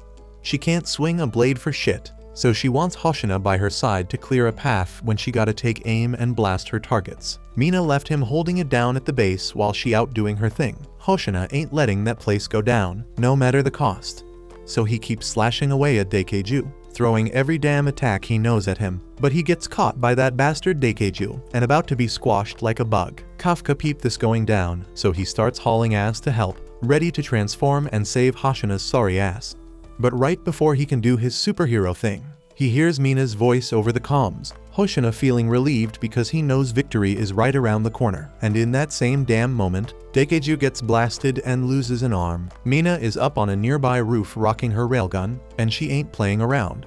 She blasts Daikeiju's other arm before bouncing to avoid getting hit back. Daikeiju still be regenerating like crazy, so Konomi tells Mina his core gotta be somewhere on his back. Mina getting ready to take aim again. Hoshina was beaten up, but he still got some fight in him. He is dead set on doing whatever the hell he can even with his busted up body to make sure Mina gets a clear shot. He revs up his suit again, taking it to 63% power so he can slash Daikeiju's legs and thighs, slowing his ass down. But Konomi is freaking out, saying he already maxed out that suit, and going any further could mess him up real bad. Hoshina knows damn well the risks he's taking with his moves, but even with his desperate charge, Daikeiju can heal up all the damage in a split second. Hoshina ain't dealing enough damage to keep that beast immobilized. His power output is weak as hell, and he's clueless about how to bring Daikeiju down with the explosive force he needs. But out of the blue, Kikaru jumps in, swinging her axe, trying to lend a hand to Hoshina. But even with her insane strength, she's still too damn weak to even make a scratch on Daikeiju's tough exoskeleton. She may not be able to solo Daikeiju, but her presence sparks an idea in Hoshina's mind. So he tells her to keep on attacking and follow his lead, so she can slice into the wounds he creates when he goes for Daikeiju. Kikaru's down with a plan, so the two of them team up and put their plan into action. Hoshina slashes open Daikeiju's shell, while Kikaru delivers a massive blow to the exposed flesh. The attack seems to hit Daikeiju hard because he screams out in pain and drops to his knees. They successfully immobilized him, at least for now. But all the strain Kikaru put on her body finally catches up to her, and she reaches her limit and passes out. Hoshina realizes Kikaru's out of commission for the time being, but he ain't sweating it because they already bought enough time for Mina to get in position for a killer shot. So she unleashes a powerful blast, blowing Daikeiju's back to bits and exposing his core. With the core out in the open, Mina's ready to finish Daikeiju once and for all, but Konomi warns her that she's got just one bullet left, so she better make it count. The whole defense force covers Mina's back, so she can focus solely on aiming like a boss. With the combined strength of the defense force and Hoshina pushing himself to the limit to deal damage, Daikeiju gets all distracted, giving Mina the perfect shot lined up. Daikeiju's core gets blasted to pieces, and chunks of his body go flying everywhere. It looks like the battle's finally done, and everyone starts going wild, celebrating their epic victory. Kafka's overwhelmed with emotion seeing how damn hard everyone worked and how badass they looked while doing it. It fuels his motivation to get stronger, so he can stand by Mina's side in battle someday. Ichikawa cracks a joke about Kafka's messed up face, and Kafka feels like that's too damn harsh. But then Ichikawa tells him he feels the same way about wanting to get stronger, so they should team up and work towards their goals together. Meanwhile, Kikaru, Hoshina, and Mina are talking, and Hoshina tells Kikaru that he and Mina got the rest of the wyverns covered. But hold up, Mina says Hoshina needs to take a damn break too. Actually, the same goes for her because she's pushing her limits after taking that last shot. So the squad commanders ask her to leave the stragglers for them to handle. As they start making plans for cleaning up, Mina's tiger senses something ain't right, and a moment later, they all see something straight up terrifying. They look up in the sky, and there's this huge ass mass floating up there, and it's made up entirely of wyverns that done turn themselves into bombs. The more wyverns join that mass, the more powerful the bomb gets.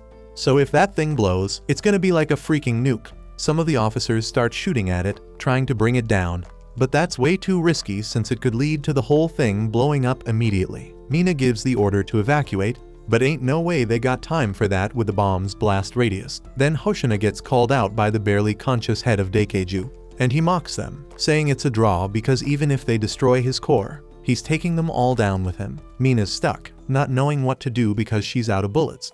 But just then she sees Kafka running past her, and Ichikawa already knows what Kafka's up to, so he begs him to stop. But Kafka keeps going, so Hoshina tries to stop him because he still thinks Kafka's a weakling who can't help at all. But when he chases after him, he realizes Kafka's moving like a damn track star. There ain't no way he should be able to do that with just 1% suit power. Kafka starts transforming as he runs, and once he's fully changed, everyone's completely shocked. Konomi starts picking up readings of a new kaiju on the battlefield, and this bad boy is rocking a fortitude of 9.8.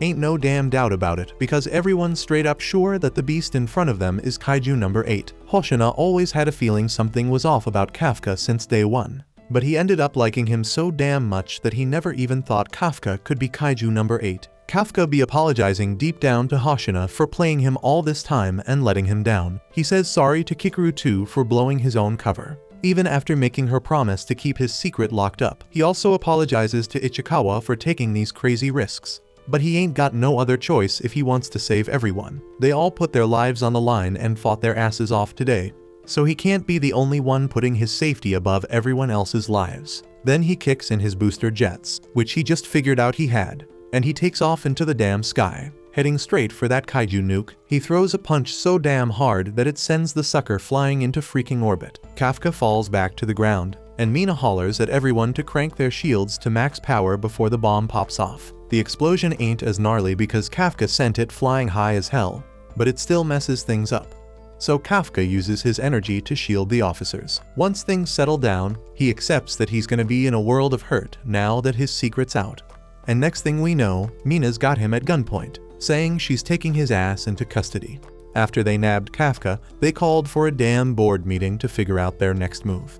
But nobody saw it coming that there was a freaking kaiju hiding right among them. And not just any kaiju, but a beast like Kafka. So the deputy director thinks they need to handle him right away. But they gotta keep it on the down low because if the media finds out, it'll cause mass panic and shit. Word on the street is that some other country is experimenting with kaiju to human muscle transplants. And if they catch wind of Kafka, you know they're gonna try to snatch him for themselves. One of the board members suggests offing Kafka in secret and turning his dead ass into a weapon, but then someone else throws out the idea of using Kafka as a living kaiju weapon. They all hem and haw, not knowing what the hell to do with Kafka.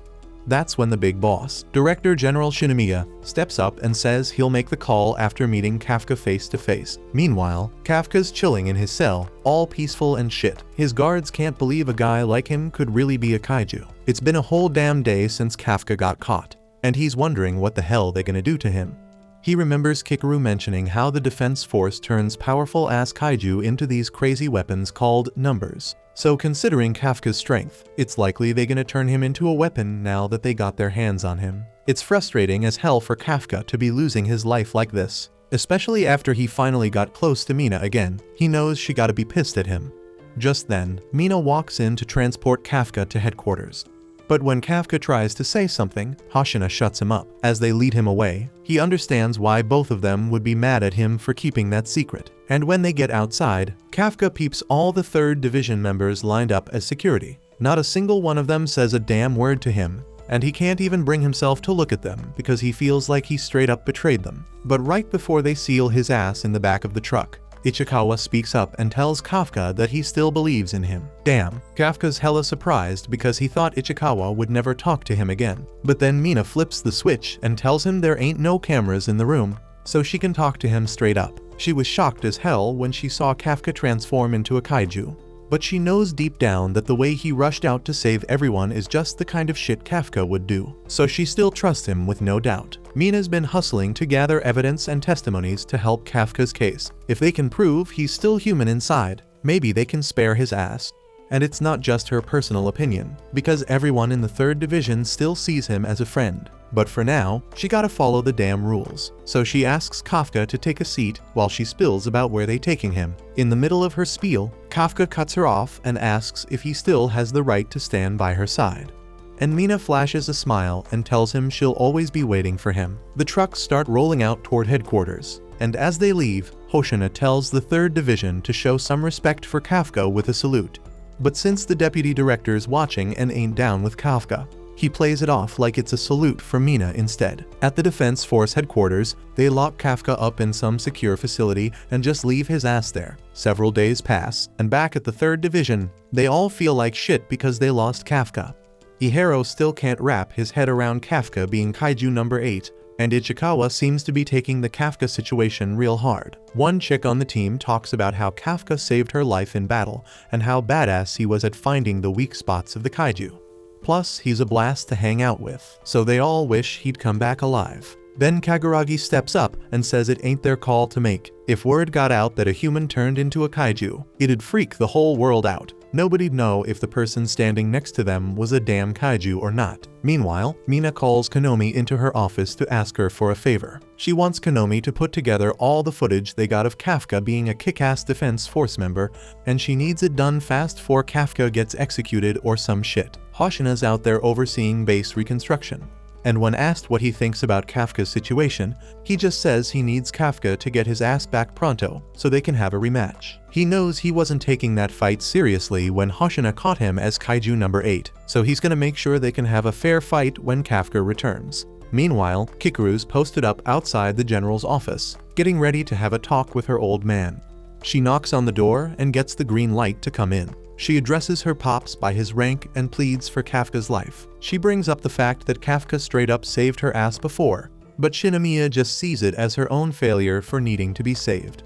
Plus, he just got some x-rays done on Kafka, and the thing in his chest ain't no heart, it's a freaking kaiju core. And that leads him to the conclusion that Kafka ain't nothing but a damn kaiju. He ain't letting any of those bastards live after they took out Kikuru's mom. Then he tells Kikuru to bounce from his office because no matter what she says, he ain't changing his mind. But before she dips, she lets him know she still believes in Kafka. Meanwhile, Kafka's stuck in his cell when a bunch of scientists rolls in to run some physical tests on him. But even when Kafka tries to spark up a convo, they straight up ignore him. He's left with nothing but his own thoughts about his crew back in the 3rd Division and how he gotta find a way to get back to them. Back at the 3rd Division, everyone's straight up shocked when they hear they're getting reassigned to other divisions. Mina steps up and explains it's just a temporary move. Their current base got wrecked like 75% destroyed, so it ain't a solid spot for operations no more. And with all these new kaiju showing up, including number 9 and Daikeiju, who's now called number 10, headquarters is getting worried that these kaiju might be plotting something major. They gotta stay ready. So they're gonna take the most talented rookies and spread them out across different divisions. Ihiro ain't buying it and thinks headquarters is trying to split up all the officers who knew Kafka. But Mina assures him it's been in the works for months and got nothing to do with Kafka. Even with that said, the others ain't too thrilled about leaving the 3rd Division. But after a moment of thinking, Ichikawa decides to go along with it. Later that day, Izumo is up on the roof, thinking about hitting up his old man for help with Kafka. But just then, Kaguragi rolls up, talking on the phone with one of his old homies. When he hangs up, he realizes Izumo heard him, so he plops down and says that he was talking to his former military commander, trying to see if there's anything he can do to help Kafka. Izumo's caught off guard because Kaguragi ain't the type to ask for favors like that, but he's willing to do whatever it takes to make sure Kafka don't end up 6 feet under, and Izumo's on board with that. Back to Kafka. He's dead set on proving he's still a human, so he can bounce out of here alive and rejoin the crew. But then the vault doors swing open, and Shinomiya himself shows up. Kikuru's watching from the observation room, and she's bug-eyed when she hears her old man ask for Kafka's restraints to be removed. The operators ain't feeling it, but if Kafka's really as strong as they say, he can bust out on his own. He's just sitting there because he wants to. Kafka gets set free, feeling hopeful that Shinomiya might actually give him a listen. But then General Shinomiya pulls out a damn gun and starts popping shots at him. Kafka blocks the bullets, but then Shinomiya gets in close and tears a chunk out of Kafka's gut. He makes it crystal clear he doesn't trust Kafka and doesn't see him as human. So he calls for his weapons to be brought out, ready to do what he came here to do: wipe out Kaiju number 8. The locks on Shinomiya's weapons get released, and Kafka ain't got a clue what the hell those gauntlets are. But he knows they ain't gonna be kind to him. As Shinomiya slips them on, they sync up with his suit. He tells Kafka that if he wants to claim he's human, he better die looking like one. Kafka knows he's gotta throw down, but he plans to keep his cool and not fully transform to prove he's human. But in the blink of an eye, he feels a bone-chilling amount of pressure and has to dodge by jumping in the air. Still, he loses an arm to Shinomiya in the process. And Shinomiya ain't done yet. He sets his sights on Kafka once more and blasts him out of the sky. In the observation room, the other generals give props to Shinomiya, saying he's still crazy strong for his age, but no one's surprised because Shinomiya used to be the Defense Force's strongest soldier they ever had. After Kafka crashes back down, we see he had to transform more of his body to survive the hit from Shinomiya's weapon. But the dude ain't got no time to chill because Shinomiya's right back on his ass. So Kafka bolts away like lightning. His plan is to keep on sprinting while dodging Shinomiya's attacks, hoping that his suit will overheat eventually. But Shinomiya catches up to him eventually, and with one solid punch, he straight up obliterates Kafka's arm. Kafka regenerates his arm, but Shinomiya keeps bringing the heat, closing in on him again and slamming him into a damn wall with another punch. Kafka's knocked out for a second, but he wakes up just in time to dodge Shinomiya's follow-up attack. He's wondering why his kaiju senses are going crazy. It's the same feeling he had when he fought 9. So he realizes Shinomiya must be using weapons made from a powerful kaiju. The weapons Shinomiya's rocking are made from the remains of Kaiju No. 2, the beast that damn near wrecked Sapporo back in 72. It had insane destructive power and refused to give up till it bit the dust. So with weapons made from a monster like that, and Shinomiya being the only dude who can wield them, he's straight up untouchable. Kafka doesn't want to catch another one of the bone-crushing punches, so he tries to dodge again, but he can't move because Shinomiya already wrecked both his legs before he even realized it. Now Shinomiya's got a clear shot and lands another punch that should be the end for Kafka. But when the dust settles this time, we see Kafka manage to block it by fully transforming. But Kikuru senses something ain't right about him, and she seems to be right as Kafka lets out a bone-chilling screech that rattles the whole damn vault. Inside Kafka's head, he's completely paralyzed, losing control of his body, and the kaiju instincts have taken over. He was trying to prove to Shinomiya he's human, but now he's practically the same as a real kaiju. That monster that started it all appears next to Kafka, telling him to go and kill humans. With zero control over his kaiju body, Kaiju No. 8 charges straight for Shinomiya with one goal in mind, and it's murder. Thanks for watching. Subscribe to not miss the next part.